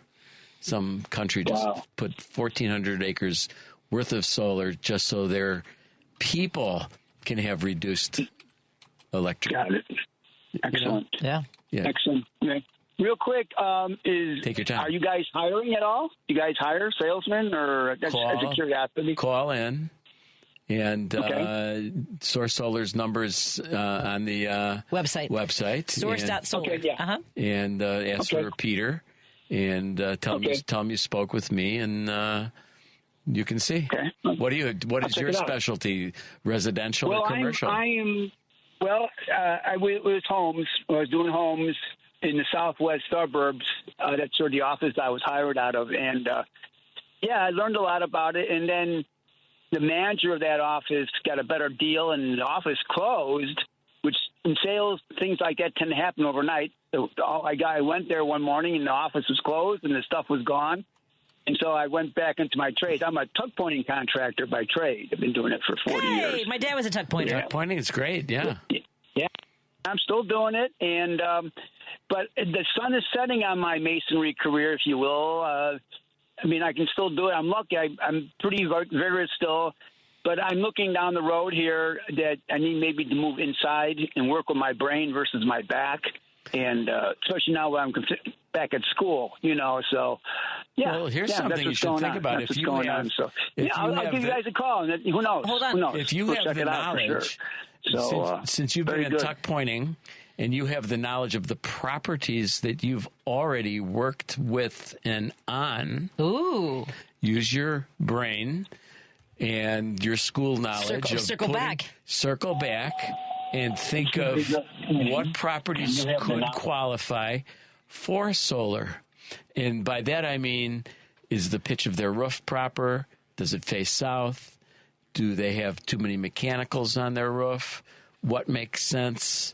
Do you think the property has a significant amount of electricity usage to warrant even going through the steps to get it? There's a number of factors, because not every property qualifies for solar. It's a great idea. I don't have it on my roof because I don't qualify. I think he hung up, because for a minute there it was no, he's still listening. Oh, okay. Because you could tell he had the radio on in the car. I wanted to make sure you guys weren't talking over each other, so I had rolled him down, and then so he's listening to the show now. So we want to make sure that Steve goes to source.solar, and sounds like call in. I think it'd be amazing to be able to, if you could pick 20 locations of places that you've been over the last 40 years in tuck pointing. And this is the week to do it, because there's one more week. I mean, you've got weather. There's a lot of positivity on your side over the next 30 days. But listen, call in, ask for me. I'll call you back. We'll figure out something to make something work if you want to play. That's cool. I'm into playing. Well, like I said, my dad was a tuck pointer. My dad would make his own rigs for hanging off a chimney. Hanging up, yeah. Scared I lived at on Northwest Highway near Niagara and Raven, right? Know where it is. So I was coming down the alley, and this is when I ran for office. I'm surprised you didn't go to Taft. You were in Taft's district, weren't you? I'm not surprised I didn't go to Taft. The kids that used to beat me up at Onahan went to Taft when they went to high school. So I went to Lane Tech. Yeah. Well, where are they now? One of them owns a bar over on. It's so funny. I've told this story before. I wrote about this recently. But first, let me finish the tuck pointing thing. I was coming down the alley, and when I ran for office, I mentioned this because my dad. I can still drive around and look at some of the work that my dad did in the neighborhood. Like that's how much I'm a part of this community. Is that my dad helped these buildings, and left his mark there. And so we were coming. There's a bunch of condos right behind Roden Library. It's kind of a yellow brick, and so there's a Russell Stevens. Remember the Russell Stevens pharmacies? That used to be remember the RX? Oh, the RX, yes. Was it Russell Stevens? No. Not Russell Stevens, RX Stevens. RX. Oh, it was one of my classmates. His name Russell Stevens. Anyway, I'm back in my memories. RX Stevens. There was one at Northwest Pharmacies. Highway and Raven, and so that building had an apartment above it with a chimney. So I'm coming down the alley from our house, from our apartment, and I see something hanging off the chimney. And my dad had taken ropes and basically taken a lawn chair, taken the legs off the lawn chair. I was just sitting there in a chair hanging off the chimney. And you were? No, my dad was. Your dad was, yeah, of course. It scared the crap out of me. He had to get up top to go down. Exactly. Yeah. Oh my God. Just swinging back and forth. At the old shop, we had a chimney that was 5 stories high. Yeah. And it was probably no bigger than this room, but it went up 5 stories, and it was falling apart. How do you think I got rid of it? How'd you get rid of it? I got some tuck pointing guys to come. Yeah. And then their job was to push the brick into the hole. Oh, interesting. Yes. Does it all go down then into your sub? It all went into the cellar, which we had no use at all because it was an old coal burning chimney. And it only went up 1 story. So all the brick filled up to 1 story, and we were saved. We closed off the top. Done. Done and dusted. Yeah, I had one guy give me a quote of $60,000 to remove it. I had it done for $14,000. Jesus. Yeah. That's a lot. Yeah. Amazing. We are in studio with Warren Price. This is Patti Vasquez filling in for Edwin Eisendrath. I'll be back on Monday again. And Warren and Peter, are you guys, do you have time this week? I'll talk to Peter over the weekend and get in, before, let's see, this month's over. So we got September coming. But now if we got any folks that work on houses, I mean, like a tuck pointer like Steve, I mean, circle back. What about roofers? Roofers? All the guys. Oh, Peter just texted me. He's listening on the boat. I don't know. Turn your radio off. He said, kill it. I said, on the air. That's why I said, yo. He said, what's up? I said, on the air. That's why I said, kill it. Okay, so he's not listening. Good. Yeah. That's better. I mean, not that you can't be on your boat listening to WCPT. If you are on your boat listening to WCPT, text us and let me know. 773-763-9278 on the Credo mobile phone and text line. By the way, for our listeners, Credo Mobile is offering 25% off. To our listeners, so you type in WCPT25 when you visit credomobile.com. We have another listener with a question about solar. Hey, Bill, you're on with Warren Price from Source Solar. What's on your mind? Hey, guys. Happy Saturday. Happy Saturday. Hey, Warren, I've called Source Solar a number of times and haven't had any luck. We have a building. Oh. Give me a pen. Hold on. Give me a pen. I'm going to write your number down. Oh, wait. I can't. No, not on the air. Not on the air. I'll get it. Yeah. We're going to get your number, and you'll hear from us Monday. Sounds good. Absolutely. Where do you live? We're in Rogers Park. Perfect. We've got two large buildings with that face the sun, large open roofs, and we're also looking to put panels on the sides of the building and maybe generate enough electricity that we can sell it back or feed it back into the grid. Well, let me explain for a second. Let me explain something. First of all, what kind of buildings are they? They're brick condos. They're condos. So it's a condo association? It's a condo association. We're a nonprofit. How many units? 32. 32 units. Okay, so the common area. On the common area, you have an electric bill of X. Right. You cannot put solar on for 32 units because that's each particular bill has X value. And the expense of expanding that into that type of a property might not work. But if you have we would still be interested. If you have common areas, like laundry room, garage, hallways, heating, air conditioning for all the stuff, and you have a bill of significance, yes, then we could put it on the property. And the way it works as far as usage, if you're getting more power from the sun, it goes back into the ground, then you get credits that help you for future billing. We'll put something together for you. We'll try and make it as simple and as easy as possible for you to understand. I'm sure you'll understand this. Hey, Bill? Sounds good. Yeah, I'd say maybe supplying everybody in the building with free power is a little bit of an overstep. But the common areas, those common, the laundry rooms and the safety lighting and what have you is our prime consideration. Okay, good. And Bill, is the number you called in on the one that I can give to Warren? Yes, it is. Okay, excellent. I will give that to him. So I apologize if there was perhaps a drop in returning his phone call. Absolutely. We'll find out. I don't understand that. We'll find out what happened. Yeah. I don't get that because I can't remember. But it looks like we're on the right road. I can't remember not returning a phone call. Thank you, Bill. I'm so glad you called to follow up with us and Warren. That's great. Thank you. Bye-bye. Have a great rest of your weekend. Thank you, sir.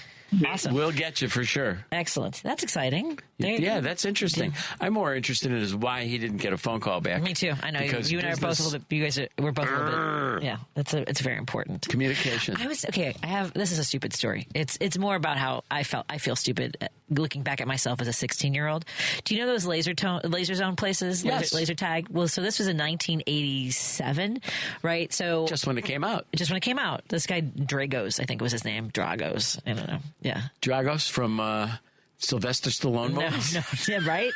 I can't remember his first. Anyway, so I was essentially trained to turn on people's equipment, right? We had like this little plug-in thing. It was run by a 6-volt battery, whatever. It was doubled. Anyway, people had like the headpiece. You can get shot in the head. You can get shot in the chest, all that. So I helped people with the equipment, got them out on the floor. So one day I was left alone. There was nobody else there but me. It was kind of a slow night. I guess he figured I didn't need a coworker or anything. I was not at 16. How good would you say a 16-year-old is on the phone with sales? Not real good. Not real good. So I answered the phone and someone said, I want to reserve the space for a birthday party. And I said, I don't know anything about that. Can you call back at this time or can I take your phone number? And I was yelled at for not selling like this whole thing. You told yeah, exactly. Like you weren't hired for that. Train me how to do that. First, you weren't hired for that. I was 16. He chewed me out. This is the why. How long did you work? Oh, I don't remember. I ended up being assistant manager for a while. Oh, okay. So you moved up and then you started to sell. Yeah. I don't know if I just turning. You know what? There were leagues. There were teams that would play against each other. And this one guy, because I was like essentially had to be like the referee for people. This one guy got mad at me and said that I was an abortion that survived. I was 16 years old dealing with customers. The guy said that? Yes. I'll never forget that. My friends were all standing around me too. They'll something off the air. I'll talk to you about that line. Oh my God! Oh, I had somebody say something really gross about me on my Facebook page. Yeah, I know. By the way, folks, please no. This one was the best part of me dripped down my mother's leg. That's what somebody posted on the Patti Vasquez Show page. I want to let folks know who follow the Patti Vasquez Show page. We are now actively blocking people who are posting things like that, who are going after, like saying really nasty, racist things. Like the Cracker Barrel thing is driving people nuts. I don't know about that. Oh, yet. Cracker Barrel changed their logo. Yes, that I know. I heard. Oh, so MAGA's losing their mind. And so this one guy, I can't even use the language that he used about what they seem to think is the equal slurs as to Cracker. They're using all kinds of language on our page. Geez. Yeah, so I never thought of it. Until you mentioned it this second. What, Cracker Barrel? I never crossed my mind. That Cracker Barrel might be. Yeah, Cracker. Well, for decades I've used that as But I never thought about it. Well, they had lawsuits against them in the aughts in 2004 or 5 or so. Like they actually had a policy to not hire LGBTQ individuals, right? So that was part of their policy. That got changed because they were sued, and then they also were segregating black employees, they had whole lawsuits that they had to settle. So, That's crazy. And then here's the thing, like, I understand that people, like, I got yelled at one time. I had a joke, and by the way, if you are somebody who takes offense to this word, I am a comedian, and I get called all kinds of names, so I also throw back. So anyway, I got called a lot of names in Birmingham, Alabama. I was performing there for 3 weeks. All kinds of names, all kinds of things hurled at me when I was on stage. So when I came back, I wrote this joke that I had to perform in Birmingham, Alabama, and I said, there's not enough cheese in Wisconsin for all the crackers they have down there. And I was in Indiana. That's awesome. That's an awesome line. And this woman in Indiana, I was doing a retirement home, and I did that joke, and this woman stood up and started yelling at me. She goes, "You don't know where you are," and and I was like, "I'm in Indiana. I'm in Indiana. Yeah. The birth, like a heavily populated KKK. You got to be south of Mason-Dixon. I'm just saying. So at any rate. So for those, and I guess it's, if you take offense to that, I guess look at that. I don't know. It has been turned into meaning people who are racist. That's the way I have understood it for a long time. I know that it was used for poor whites in the South in the 1800s, and essentially, I mean, like it's not. At any rate, Cracker Barrel. So my post was, "Don't worry, MAGA. There's still plenty of crackers in the barrel," and that plenty. There's so many. I love that. Like, somehow we're supposed to be sensitive with people who like just say the most hateful, nasty, disgusting, and do the most disgusting things, and we're supposed to be like dainty and respectful. It comes down to not gonna do that. What we do with the words that we hear. We can let them affect us, or just know that they came from a source that has no couth, period. Yeah, exactly. Yeah, By the way, thank you so much, Bob. Our friend Bob said, I enjoy listening to your conversation today. Interesting discussions. Bob, a.k.a. Linear Bob in San Jose, listening to WCPT through the Heartland Signal website, which you can tune into anywhere in San Jose, like as in California. One of my favorite places to perform was in Stockton, which is not, I mean, so we had to fly from Kearney, Nebraska to Stockton, California. So first it was Kearney to Colorado, so Denver, and then to San Jose. So I get to the San Jose desk at the car rental place, and he goes, the guy looks at me. I don't know why he said this. He goes, "What kind of car do you drive at home?" And I said, "A minivan." He goes, "You want a Mustang?"